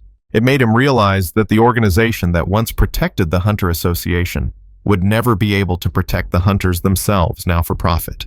Seeing this, the guildmaster pondered, pondering about our hero's true identity, seeing that the association wanted to kill him at any cost. After that, the old man made a decision. Quack Pilson decided to act and finally counterattack. Later that day, in a coffee shop, our hero sat face-to-face with Lee Jong-hwan. Quack Pilson noted that his previous apprentice had left the world of hunting. The boy confirmed that after reflection, he realized that he wasn't cut out for the life of a hunter. However, when asked about his future plans, the boy could hardly answer. Later that day at the TV station building, the boy was very nervous. Lee Jong-hwan was anxious as usual, so the man calmed him down by confirming that his identity would be kept secret, then asked him to relax and behave naturally on air, and said the boy should just answer their questions. After that, the taping was about to begin. Lee Jong-hwan found himself in the news studio. The reporter explained to the viewers that according to recent reports, some guilds formed by many hunters were involved in illegal activities, and that they have a special guest today. A masked Lee Jong-hwan greeted the audience. The reporter asked the young man if he was indeed once part of a popular guild, which he confirmed. And when asked about the guild's crimes, the boy admitted that their leader abused civilians and forced some people to sign slave contracts. But just as he was about to mention his boss's latest crime, there was a sudden sound. It intrigued the camera crew, and one of them decided to go check it out. The sound came from behind the door. As the man was about to open it, the door was suddenly kicked open by an angry S-rank hunter. Seo Kwang-ho was very angry that this was being filmed in secret. The man demanded to know what was going on, but as soon as he tried to calm the hunter down by saying that they were live on air, he was suddenly grabbed by the collar. S-rank confirmed that he didn't care, and asked the man if he knew who he was. He then threatened the man to bring one person to him or else he would know his wrath. This confused the civilian, so the thug clarified, stating that he was here for his former gang member. However, while the man tried to feign confusion, his eyes mistakenly glanced toward the door. This led the thug to assume he was hiding behind it, so he rushed inside looking for Lee Jong-hwan, but to his surprise, all he met was emptiness. He looked around, but still there was no one. Seo Kwang-ho shouted in great anger for Lee Jong-hwan to come out of his hiding place. But immediately someone tried to stop him. The man confirmed that he didn't expect to see S-rank here. It was none other than Yoon Do-kyung. The gangster then found himself surrounded. The confused man assumed that they were looking for a fight. Yoon then reminded him that they were the major crimes team and that an anonymous source had tipped them off about the troubled hunter. Seo Kwang-ho explained that he was here to deal with one of his former men who had tried to solve his crimes on the air. The group leader confirmed that his exposed behavior was a problem, so they couldn't turn a blind eye to it. However, to his shock, the guildmaster stated that Lee Jong-hwan knew about the secret deal between them. Yoon Do-kyung reprimanded S-Rang for his barbaric methods, which disappointed him. However, the angry hunter stated that it was all because the association kept assigning him their dirty work. The guy realized that there was nothing more he could do in this situation. Yoon Do-kyung now had to find the young man, and when asked what his fate would be after finding him, he stated that they should eliminate him, so as not to leave any evidence behind. Kill him at once. It was at this moment that the men noticed that the guildmaster was no longer standing behind them. Yoon Do-kyung ordered his men to chase after Seo Kwang-ho, who he assumed was trying to escape. The thug confirmed he would be the one to kill Lee Jong-hwan. The group leader urged his men to track down the boy as well. This made him very angry. Meanwhile, the young man in question hid in the dark. Assuming that he was out of sight, the former hunter began to wonder about Kwak Pilson's whereabouts. Then Lee Jong-hwan remembered what had happened. At the coffee shop, when his master asked about his future plans, the boy explained that the transition was quite difficult for someone like him who was dedicated to becoming a hunter. It made the young boy feel like he was just blaming his failures on the old man. Lee Jong-hwan then asked Kwak Pilson about the reason for their meeting. The hero explained that he was here to ask a favor, sparking the boy's curiosity. Returning to the present, Lee Jong-hwan wished his master would arrive sooner, as he had no idea what to do next after executing the old man's plan. It was then that one of the members tried to use his katana to fight him. But as soon as he noticed it, there was the sound of steel clashing. The master arrived just in time to protect his apprentice. The young man was overjoyed at the old man's arrival, praising him for his good work. The hero assured the boy that he had nothing to fear since he was here. The S-rank hunter began shouting for his target. When asked if the young man had indeed escaped this way, the hunter confirmed. The group leader got upset and confirmed that he didn't have time in vain. Seo Kwang-ho then stated that it was human nature to make mistakes. After that, the annoying one ordered his men to leave the building, when suddenly a flying table flew within a hair's breadth of him. The culprit was none other than S-rank, who was determined to keep them inside. The confident hunter was then terrified when he was asked to make the association waste time. His fear of Kwak Pilson immediately made him agree. Returning to the present, S-rank was annoyed as he regretted ignoring Ko Young-hoon's advice. Yoon Do-kyung then pointed out that this action would make him an enemy of the association. The S-rank hunter then revealed that there was a person he feared more than the hunter's organization. Having said that, the leader of the serious crime group decided to get rid of him earlier than planned. Seo Kwang-ho was once again annoyed since no one had taken him seriously lately, so after each of them confessed their hatred for the other. Right from the first time they saw each other, they hated each other. The gangster found himself surrounded by Yoon Do-kyung's forces, and he launched an attack. Seo Kwang-ho confirmed that their numbers were too small to handle him, as he used his powerful fist to create a defensive shockwave. However, the group leader found this confidence to be hubris when the gangster became entangled in magical chains. The S-rank hunter was shocked to learn that he was indeed trapped by this skill. Yoon Do-kyung then revealed that the reason he was promoted to the leader of the major crimes group was because that he possessed a unique skill that could hold back even the strongest hunters. According to the man, many S-ranks fell for his slow chains because they were too proud to dodge them, and so he signaled his men, tightening the chains on the one who cried out in pain. After that, the Grizzly Guild leader fell to his knees. The guild leader confirmed that even the weak could defeat the strong, if they can take them by surprise. After that, the man took his subordinate's katana and ordered him to finish off Seo Kwang-ho. But just as he was about to deliver the killing blow, he noticed a hero attacking him from behind. It was none other than Kwak Pilson, whom he managed to block at the last second. After that, Yoon Do-kyung tried to increase the distance. The man demanded to know the reason for the legendary hunter's presence. Kwak Pilson stated that there was no reason to justify his absence. This made the leader of the major crimes team realize that it was the protagonist who had pushed Seo Kwang-ho into betrayal. Kwak Pilson demanded to know who ordered his execution, to which Yoon Do-kyung refused to answer. When a subordinate asked him about the plan, the man suggested that they had some hope since the S-rank hunter was immobilized, so he ordered an attack. The first henchman readied his dagger and launched it right into our hero, but the GG managed to capture this Morgenstern in chains. His group leader was in a difficult situation. The guy with the glasses was in shock.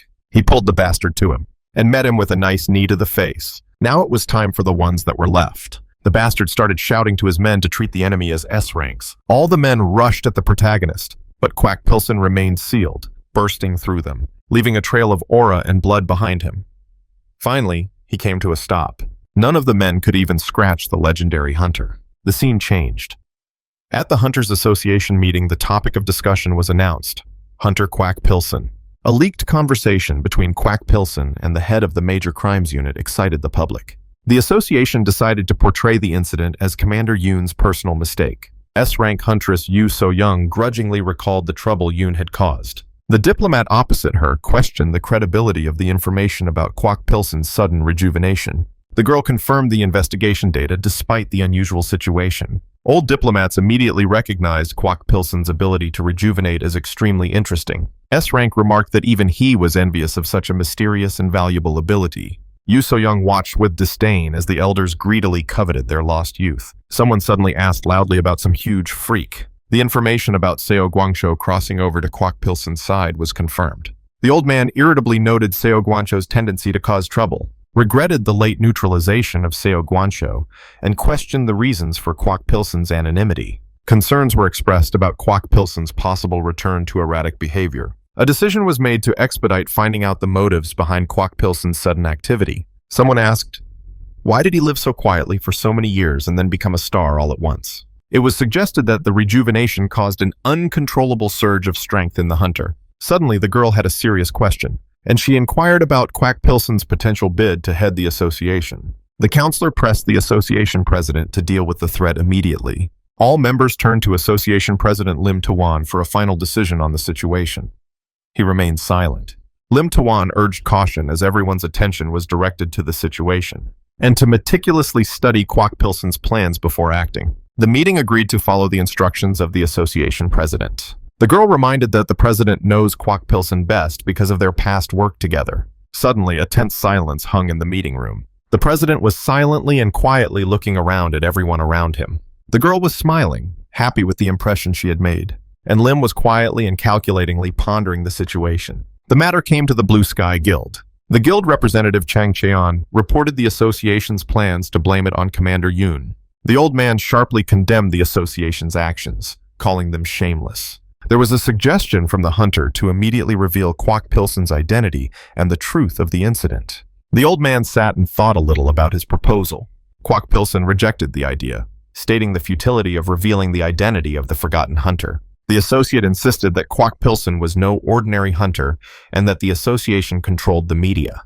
Quack Pilsen admitted that he expected such a reaction from the association, but believes in other chances. The associate expressed shame at what was going on behind his back without his knowledge. Just then, the old man thanked his former student for his constant concern despite his busyness. The tall one smiled, for he had finally earned the praise. The newcomer to the meeting politely inquired about the reason for his summons. They were the former leaders of the Rogue and Grizzly Guilds, in costume, but not happy. Quack Pilsen parried the question sharply, stating the importance of his message. The meeting attendee fearfully assured that he had no objection to the challenge. The man admitted that he had expected unconventionality from the man, but was still surprised. The attendees were amazed to find that the man in front of them was indeed the old Quack Pilsen. It became clear why Park Sok-cheon had a special respect for this man. Quack Pilsen announced his intention to create a new organization to oversee the association. A meeting attendee asked about the specific format of Quack Pilsen's intended force. Quack Pilsen described the new structure as a containment tool for an out-of-control association. He explicitly referred to the organization as a leash on the association's brazen figures. An associate assessed the plan as characteristic of Quack Pilsen, but GH warned of a violent backlash. Quack Pilsen warned of the risks of open hostility with the association and refused to coerce allies. He gave the option of refusing to participate in a dangerous enterprise right now. The associate firmly promised to follow Quack Pilsen as he had 10 years before. He offered his assistance in any action necessary to carry out the plan. Quack Pilsen approved of his associate's loyalty and returned to the topic of creating a new force. Suddenly, a rogue entered their conversation. He revealed that he had long ago begun preparations for this move, and he too had expressed a desire to help Quack Pilsen.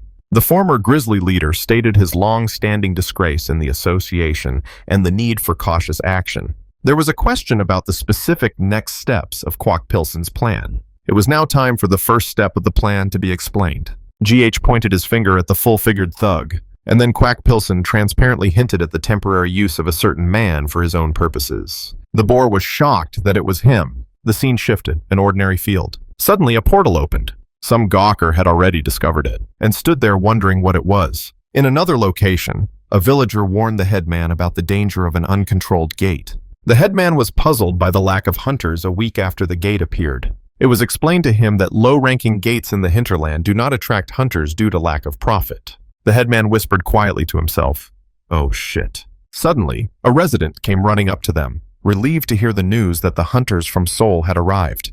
They were shocked. This is really the middle of nowhere. One of the arriving hunters reluctantly expressed dissatisfaction with his assignment. It was a boar.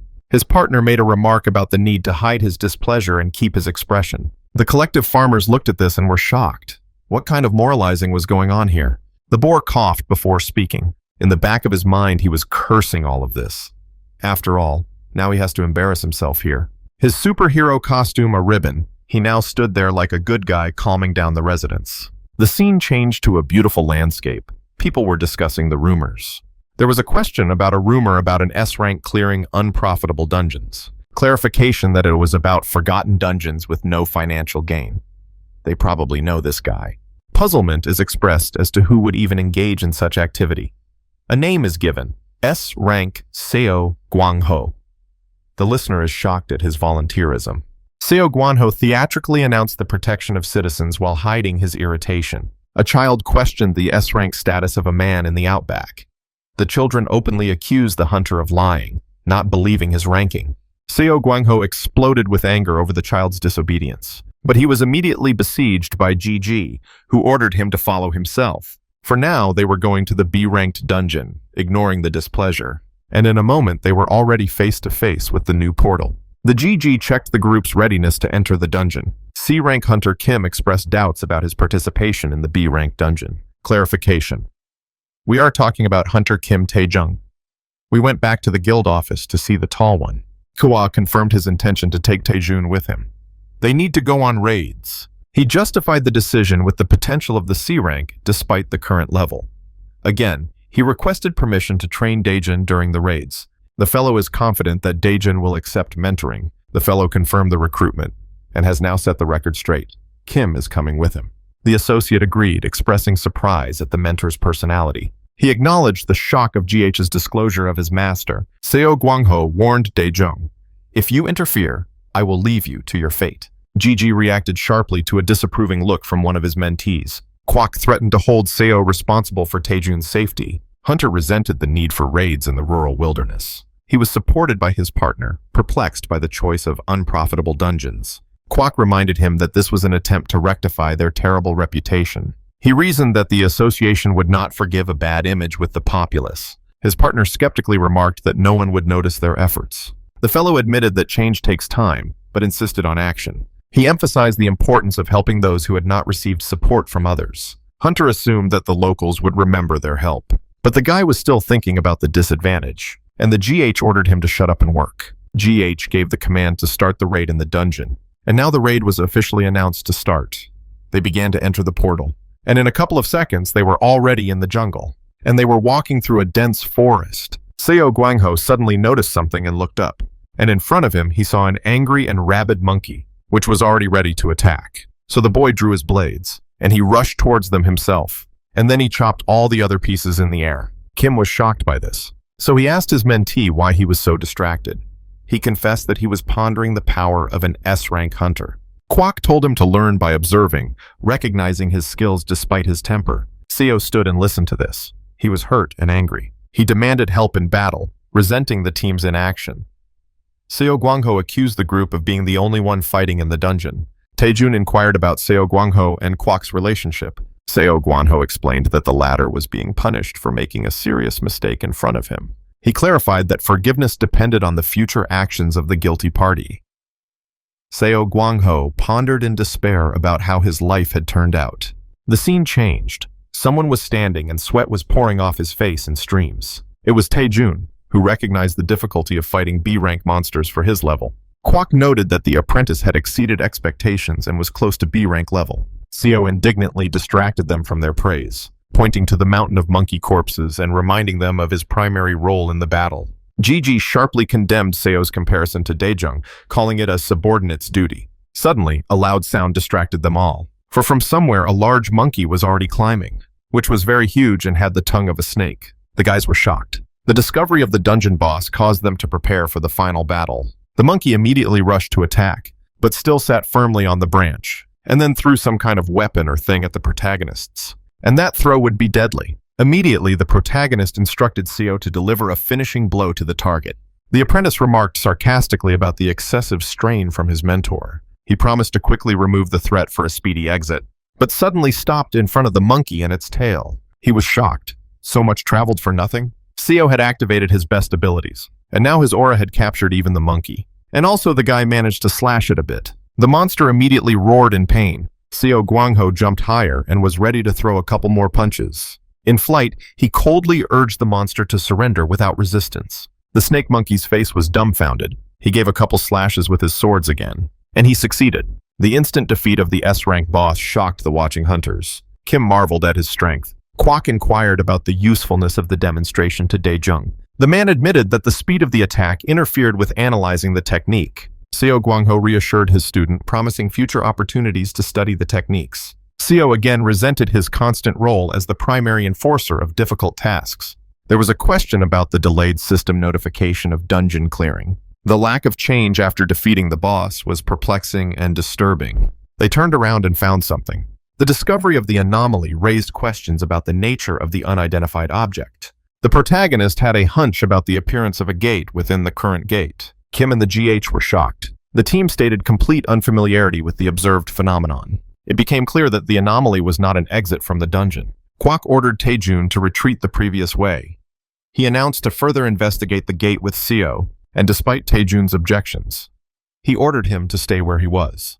Pilsen warned of the unpredictable dangers beyond the gate. He emphasized that Taejun could not handle the threats of the abnormal zone, and instructed Taejun to leave the dungeon and inform Park Seokjong of the situation. Seo expressed his displeasure at his opinion being ignored in decision-making. GH aggressively inquired about the boar's disagreement. Kim stood in sadness, recognizing his uselessness in the depths of the anomaly, and confirmed understanding of the retreat order. Finally, Kwak Pilsen was satisfied, and turned back to the portal. GH put Daejung in charge of rear cover. Kim agreed, and GH jumped into the portal, right after pushing the boar in there. Daejun wished the team caution before they went into the depths. The scene switched to the dungeon. The monkey was once again furious, and hit the ground hard, almost hitting the boar, who in return tried to hit her with his blades. He flew down and thought, she's really pissing him off. And he struck again, tried to slash. Seo Guanho commented irritably on the monster's continuous attacks, and looked at the corpse of the monkey, and then another monkey came at him from behind, which in one move he sliced its head open, saving the boar's life, and then calmly landed next to the man and the monkey's body. The boar strongly condemned the abnormal properties of the dungeon. After all, the appearance of bosses from the previous B-rank dungeon inside the anomaly had been discovered. The disappearance of the exit and the inability to determine rank created a death trap. The GG looked at all of this too, and realized they were in danger, and the B-rankers wouldn't get out of here alive. Seo asked GH, would they definitely get out if they killed the boss? The guy said you don't know. Then the next question came up. What kind of dungeon are they in anyway? Suddenly asked Seo about his experience as a hunter to gauge his experience, which surprised him. He thought for a moment and said probably about 5 years ago. GG thought that measuring dungeon ranks only became possible 5 to 6 years ago. He assumed that even S ranks were unfamiliar with dungeons without a certain level. Hunter reminded him that any development is possible in dungeons. The GG was nostalgic at the unexpected challenge of an anomaly. Suddenly they were distracted by a loud sound. It was a crowd of similar monkeys with snake tongues. Seo was terrified. They kept coming and coming. He looked questioningly at the protagonist. Suddenly, a shadow covered them both. It was a huge bat-like monster, with glowing eyes and big fangs. He sat on a hillock and as if he was the leader of a pack of monkeys. The discovery of the large monster gave rise to speculation about the dungeon boss. The GG refused to speculate on the nature of the creature. Suddenly, the huge creature noticed them, and then began beeping very loudly on some peculiar frequencies. Kwok offered to find out the status of the enemy only in a direct confrontation. At the monster's shout, all the monkeys turned around and directed their gazes at the heroes. And after a moment, they had already swarmed to kill them. S-rank challenged the monsters, urging them to attack at the same time.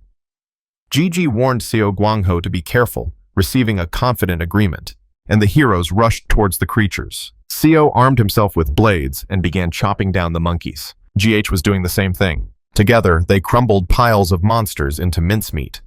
Seo Guangho mockingly questioned his opponent's abilities.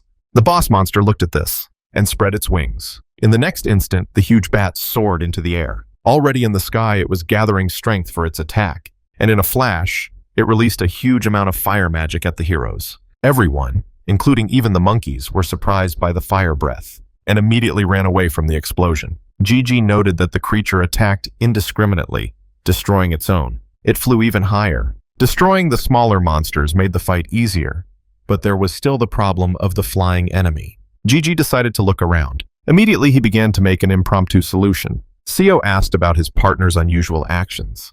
He suggested using the object as a slingshot, which was confirmed by the protagonist, and immediately launched the huge log forward with the speed of a bullet. The mouse was shocked, and such a spear quickly pierced it, causing massive damage. The beast roared in pain. Seo was shocked by what he saw, asking about hidden ranged skills. Kwok explained that he simply threw the object with maximum force. Seo was amazed at Pilsen's physical abilities, comparing them to the monsters. The enraged monster showing a sudden burst of aggression, Seo thought that the beast was definitely furious now. Immediately, the boss monster lunged at them. The GH mocked the monster's tactical error of depriving himself of the advantage of flight. It tried to grab the protagonist with its claws, and Kwok stood with a smile, for everything was going according to his plan.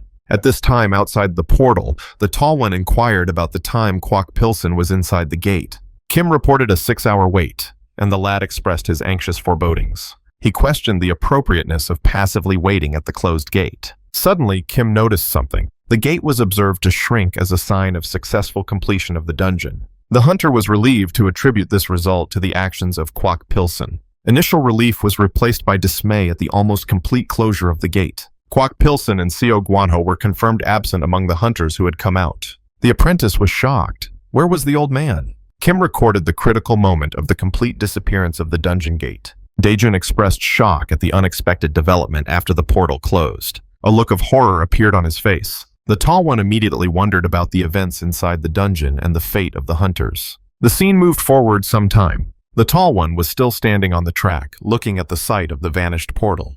Kim had discovered the lack of signals from Kwok Pilsen and Seo Guanho after the gate had closed. This saddened the man. Immediately, a command was given to redo a thorough search for any trace of the missing hunters. The hunter in the white suit expressed bewilderment and worry about the fate of the disappeared, who continued to fight the mouse in this hellhole. We moved back a few minutes. The flying thing started screaming. Then it attacked the heroes. GH activated the power in his sword and said that the slaughter was starting again. The claws of the flying creature were already near his face, but he immediately did the trick and delivered a crushing blow with his sword at the beast. And slicing into 2 pieces, the boss's body fell to the ground. The relief of the end of the battle was replaced by the question of the end of their journey. The end of the battle stage was confirmed with an expression of fatigue. A rebuke of inaction to the watching S-rank was sounded. The S-rank justified non-intervention by the sufficiency of the young hunter's strength. Suddenly, someone approached from behind and started growling. It was some kind of monster cat that hissed and growled at the heroes. The appearance of a new type of monster caused shock and confusion. Doubt arose whether the previous monster was the true boss. Once again, a shadow from above the monster covered them, and they were also joined by a toad monster. The hunter expressed annoyance at the incessant threats. Lack of experience with such unpredictable dungeons was recognized. The cat monster began to growl even louder, and the toad was making its trademark vomiting noises. The hunter regretted the decision to enter the anomaly at the sight of the new wave, and the creatures immediately pounced on the protagonists. Immediately, the monsters started biting each other. Observers are shocked by the sudden internecine battle between the monsters. Total incomprehensibility of what is going on inside the dungeon. The appearance of a strange sound increased the tension and bewilderment. He couldn't open his ears. He would lose his membranes. Seo could no longer hold himself up and began to scream. Hunter felt an unexpected change in his own body. The system alert confirmed the successful clearing of the dungeon. The distribution of rewards, including a special blessing, was announced. A specific blessing was issued, immunity to the cold, starting to get sucked into the system, and so did the protagonist. Now there's no one left in the hell dimension, and the landscape changed to a snowy desert. A guy was walking through the snow in sneakers. Kwok Pilsen found himself in an unknown place after leaving the dungeon. It was strange. He noted the absence of Seo Guanho and an unexplained immunity to the cold. The boy assumed that the blessing he had received suited his needs. He questioned the coincidence of such a coincidence. Kwok Pilsen pondered the nature of the blessing in the face of a new threat. A suggestion arose about possibly being inside another dungeon. He was attacked by some hairy yeti. but the hunter quickly punched him in the jaw and calmed him down. Calmed it so much that the Bigfoot fell to the ground to sleep. The hunter rated the monster's level as low. Suddenly, he heard some incomprehensible muttering. The discovery of a human voice caused surprise. He walked further closer to the forest and peeked out from behind a tree and looked ahead. A group of people were standing near a pile of yeti and talking incomprehensibly, but it could be seen that two girls were arguing heavily. The foreign speech raised questions in the protagonist about the nationality of the speakers.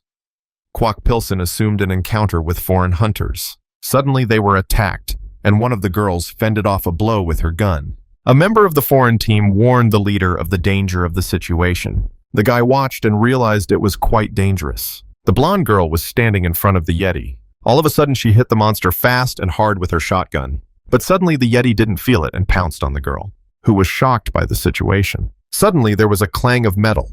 Someone struck with a sword. It was GG who jumped in and with one blow cut off the monster's arm. With this action he saved the girl. He stood between the girl and the monster and told her that he was ready to give his help. The girl was shocked, because in front of her was an Asian man. She asked him who he was. Kwok Pilsen did not understand her and demanded an explanation in an unfamiliar language. He insisted on speaking in Korean. The foreigners reacted with surprise at the mention of Korea. Bewilderment was expressed at the appearance of a Korean hunter in the area. Kwok Pilsen reacted irritably to the behavior of the foreigners. He condemned their inaction during his participation in the battle. The foreign agent suggested that the leader focus on the monsters until the circumstances are clarified. The girl leader said that yes, that's right.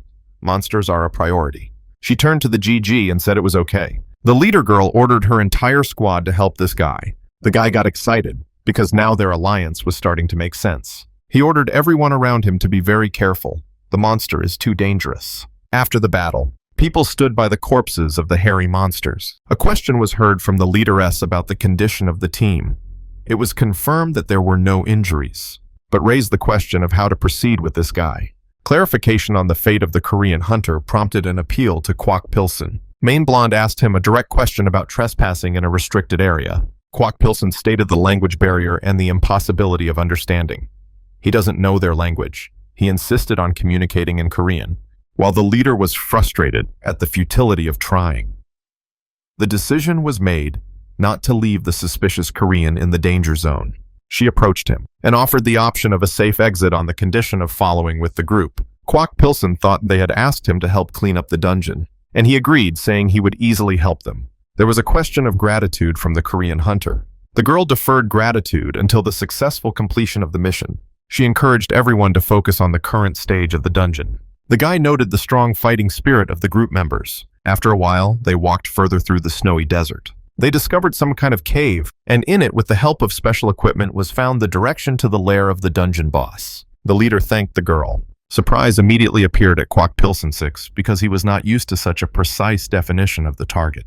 The sudden aggression of one of the huntresses raised questions about her motives, and the leader immediately made an attempt to calm the angry Anna down. The girl's apology was accompanied by an appeal to the Korean hunter. The foreigner warned of the distrust of Kwok Pilsen despite the joint movement. There was a threat of immediate elimination at the slightest suspicious action. A clear warning of elimination understood by the hunter without translation.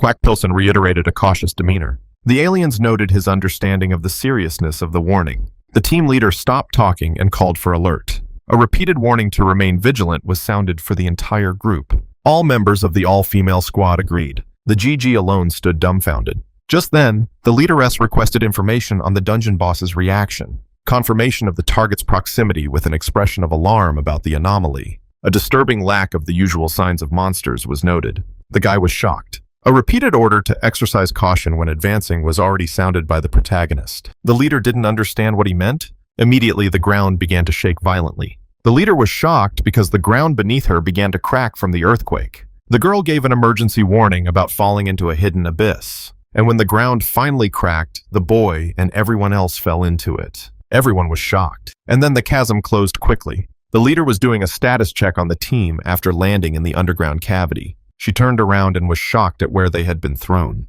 A fall from a height and the discovery of a hidden space was stated. Suddenly, the girl felt someone coming up from behind her. It was a huge one that shadowed her. Everyone was shocked because their leader was in mortal danger. And the Bigfoot took the swing at the girl. His paw hit the ground with a thud. Everyone around them was in shock. Sasquatch just stared at what was happening. Then something really surprised him. And if you looked closely, you could see that the girl pulled his fist away. It was very hard for her to do that. She had burned her teeth. It even amused Bigfoot a little, and he decided to keep pushing the girl with renewed vigor, who was giving it 100%. One of the group members rushed to support the leader in the fight. She fired a couple of flaming arrows. The other huntress was already on top and swung to destroy the enemy. They landed many blows all over the monster's body, but unfortunately for them, it didn't go the way they thought it would. The monster didn't care. It only grinned again as it continued to crush the poor leader of the hunter squad. The girls finally realized that their ways could not defeat the monster. The despair of not being able to free herself from the monster's grip on the girl was increasing. Mortal fear at the real threat to life from the unknown creature. Quack Pilson immediately appeared behind the beast's back and requested permission to neutralize the threatening monster. The hunter confirmed the critical danger of the situation. The team members did not understand the Korean hunter's intentions due to the language barrier. Quack Pilson interpreted the silence as consent for his actions. The hunter reacted sharply to his sudden movement towards the monster. Suddenly, the monster glowed with a blue aura, and the guy immediately activated his own. Quack Pilson suggested to end the confrontation with the threat very quickly. At the same time in the Snow City, the military man stood in front of the portal and thought about the progressive closing the gate, causing a question about the time of Angela's absence. The 96-hour absence of a team member from the dungeon has been confirmed. Concerns were raised about the failure of the raid due to the prolonged operation. And then the beginning of the process of closing the dungeon gate was discovered. There was a question about the success of the team's operation inside the gate, and suddenly someone started to come out of it. Angela's appearance caused jubilation among those who met her. Deep joy was expressed at her safe return from the dungeon. A guy tried to kiss her. The unexpected presence of the Asian hunter raised questions about his origins, and yet the military man had almost kissed him, and now he was backing away from the protagonist. Quack Pilson was again disoriented by the location of the exit from the dungeon. The military man immediately drew his gun and sharply demanded an explanation from the unknown persons. He was shocked by the sudden appearance of the Asian hunter. There was a question about Angela's fate and the connection to the arrival. The soldier showed his uniform, demanding a report on Angela's group. Quack Pilson denounced the unwarranted pointing of a weapon at himself. Hunter reacted in rage at his actions. One more step and he would shoot him. After warning him to be ready to fire, GH looked at the soldier. Immediately, a girl appeared and stopped the soldier's attack, causing him to become outraged. The discovery of Angela was a joyous event, and was accompanied by a request for reinforcements to apprehend her. Angela yelled to Ivan, but he didn't react. In his head, he planned a quick apprehension with Angela's help. There was confidence in the rapid neutralization of the suspicious person, but the girl immediately snapped at the soldier and cuffed his hands. The guy didn't realize what she was doing, but Angela sharply stopped Ivan's actions, ordering him to lower his weapon. The soldier was shocked by such an order. She apologized for the fellow soldier's rudeness, explaining his consternation.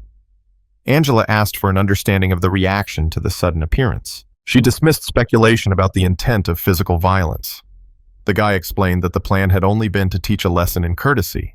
The soldier looked at what was going on around him. A hand had fallen in front of his face, and now he picked up his gun. Quack Pilson doubted the effectiveness of the gun against an experienced hunter, and broke it with one hand, this gun. Quack Pilson criticized the reckless behavior of the commander in front of his subordinates.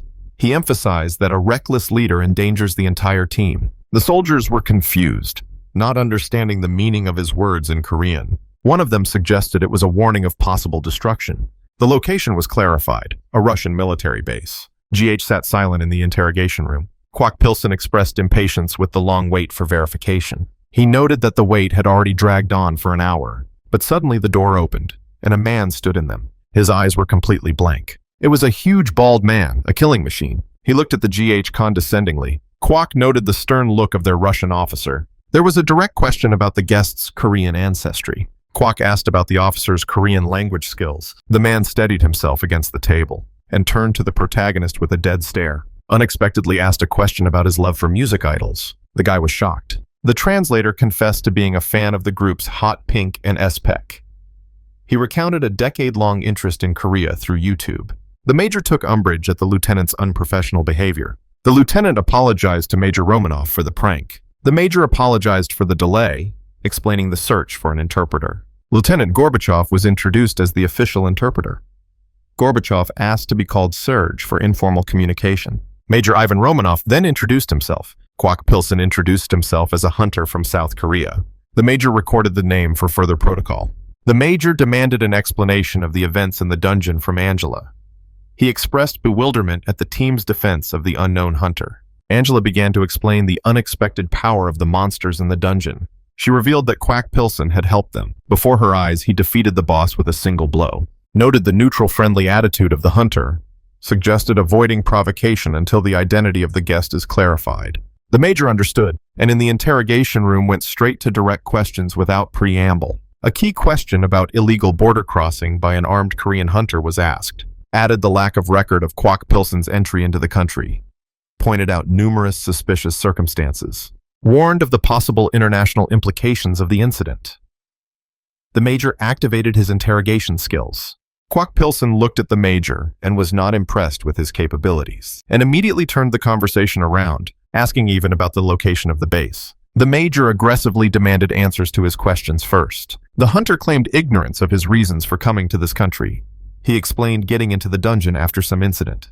The Major said he would not believe this nonsense. Kwok Pilson emphasized the truthfulness of the explanation regardless of belief. He persisted in repeating the question about the geographical location of the base. The Major looked at him and gave up on the bottom line. The Major identified the area as the 8th container of the former RF.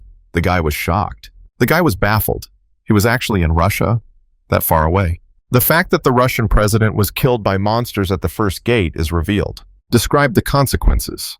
Uncontrolled spread of dungeons on the territory. Major described the military's attempts to regain the country's lost territories. He explained the need for tight control because of the unstable situation. The boy sat in shock. Immediately, Angela interrupted the meeting with an urgent message about a serious problem. Ivan reacted instantly to his subordinate's anxious tone. She said it was terrible. Snow was falling outside. The military men were shocked at what they saw in front of them. In front of them was a huge elephant. No, not even an elephant.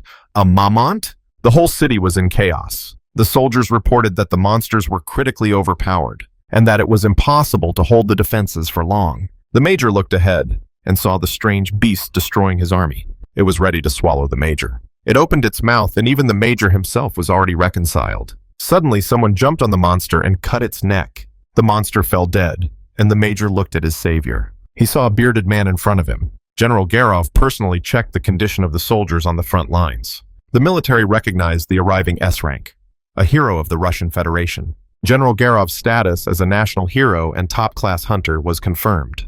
Announced the imminent arrival of reinforcements from the Special Threat Suppression Unit. Orders have been given to hold the lines at all costs until help arrives. The general forbade retreat, reminding them to protect their families on the home front. And everyone agreed to fight the monsters to the death. And the general himself had a very focused look. The scene changed. Angela gave the headquarters the data about the monster horde advancing westward. She said that if they didn't stop them, something terrible would happen. Breaking through the defenses would pose a direct threat to civilians. The 100,000-strong city of Sarograd would be under attack. The Major watched and thought about this information, and then called Lieutenant Gorbachev for an emergency assignment. Orders had been given to gather all the hunters and soldiers of the base to defend the city. The lieutenant requested instructions regarding the Korean hunter. The general ordered Angela to stay behind to monitor Kwok Pilson. Angela resented the decision to leave her in the rear during the battle. The general confirmed the order as binding. She had no choice.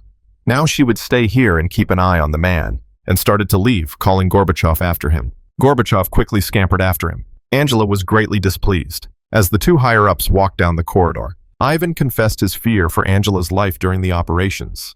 Therefore, she must stay. She accused him of deliberately pulling out of missions because of his anxiety. This embarrassed her a little. Feeling useless as a soldier made her feel inferior. She apologized for the selfishness of her words to Ivan. Kwok Pilson watched the show, and then recorded the unexpected conflict between the military. He inquired about the cause of the quarrel, addressing Angela. Angela apologized for the inappropriate scene to the hunter. Kwok Pilson stated his lack of understanding of the situation, but intervened. He advised against resigning to unclear orders for the sake of personal growth. The man noted the disgruntled expression on Angela's face, and she said that the guise was quite sly on the contrary. She decided to break the order, believing that sincerity would overcome the language barrier. It was discussed to bring Kwok Pilson into the battle despite suspicions. The decision was made to trust instinct and utilize his help on the battlefield. Angela approached the hunter to ask for a favor. The soldiers were shooting magazines into the monster's carcasses. But he didn't care. He had a shell. Shouts of ceasefire temporarily halted the fighting. The commander doubted the effectiveness of his call. He took another look at the creature, which turned around and revealed its horrible face and aura. Now they were silently looking at each other. The huge monster swung its arm and slammed it on the ground near the military. And now the military man was sitting on his knees from the hard blow, and the monster was getting ready to kill the old man. One moment left and the old man's head was finished. He was ready to die. But suddenly some kind of shield appeared between the monster and the old man.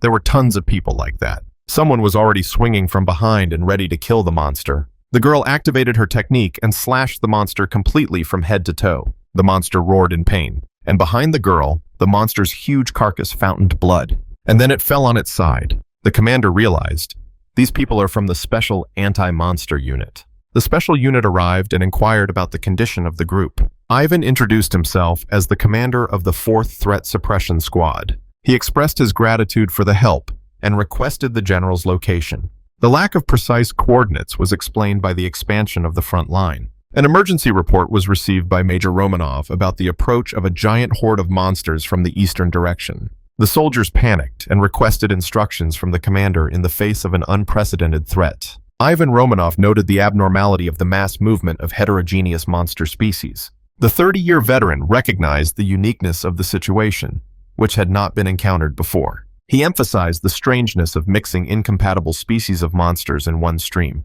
There was a suggestion of a resemblance to animals fleeing a deadly threat. The scene changed again to a snowy city. The monster continued to stand there, maw chattering. The scene switched again to a snowy landscape. The soldiers shot at the monster's belly for a very long time, but to little avail. A critical shortage of magic stone blanks for ammunition was noted, suggested the use of ordinary bullets instead of their magical counterparts, and immediately punished for such thoughts. Explained the ineffectiveness of simple bullets against high-level monsters. A soldier pointed out a group of hunters in a combat zone, questioned the nature of the hunters' combat abilities, partially recognized the role of physical strength in hunters' abilities.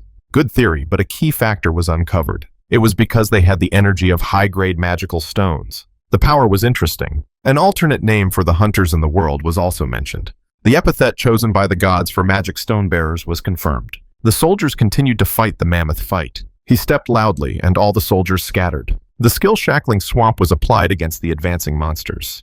The mammoth was shocked. The ground beneath his feet glowed. Immediately an arrow was aimed at the monster, but an unusual one, and one filled with energy that gave great fire. The monster roared with anger and pain. Reinforcement spells were requested from the support mage, Sophia. 3 types of buffs were applied: weapon enhancement, defense, and health. Now the blonde was glowing from being full of strength as well, and she rushed forward trying to kill all living things, activated the skill rage of the berserker to increase combat performance, and used it to make a bunch of cuts, and then landed in front of a mammoth corpse. She turned around and constated the extreme difficulty of holding defensive positions. But something was wrong. More monsters were climbing towards them from the forest. Monsters have broken through the defense line. The captain reported the impossibility of holding back the endless stream of monsters. The major tensed up and clenched his teeth.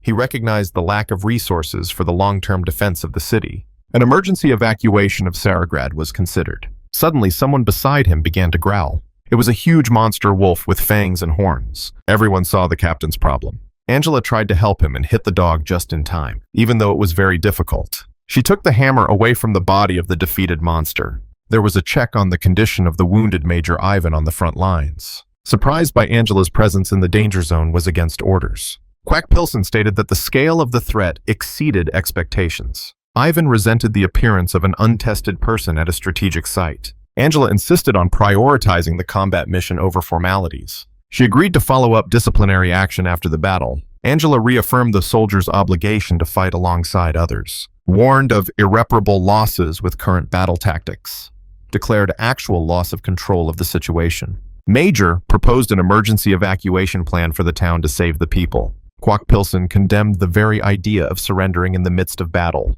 He accused the commander of lacking the will to win, pointed to the unyielding determination of the fighters to continue the resistance. He pointed them forward, to the girls and boys of the military, who risked their lives for the sake of others. Angela waited for an answer too. The major also sat and thought, what should they do? Quack Pilsen emphasized and ordered the soldier to remember one thought. that a battle is only lost when the commander surrenders. He urged the major to fight to the end for the sake of his subordinates.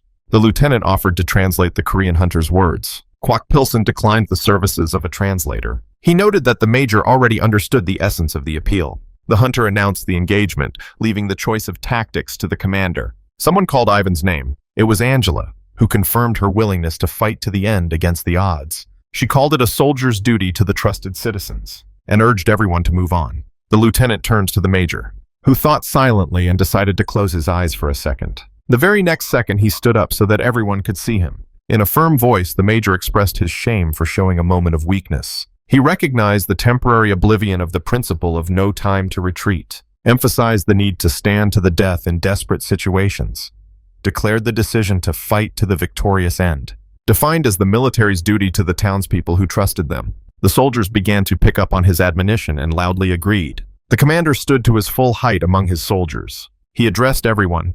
Everyone needed to hear him. The major raised his hand up and said, "Six, that now they must fight." Everyone was alarmed. Absolutely no one expected this from the major. And only the hero looked at the whole action with satisfaction.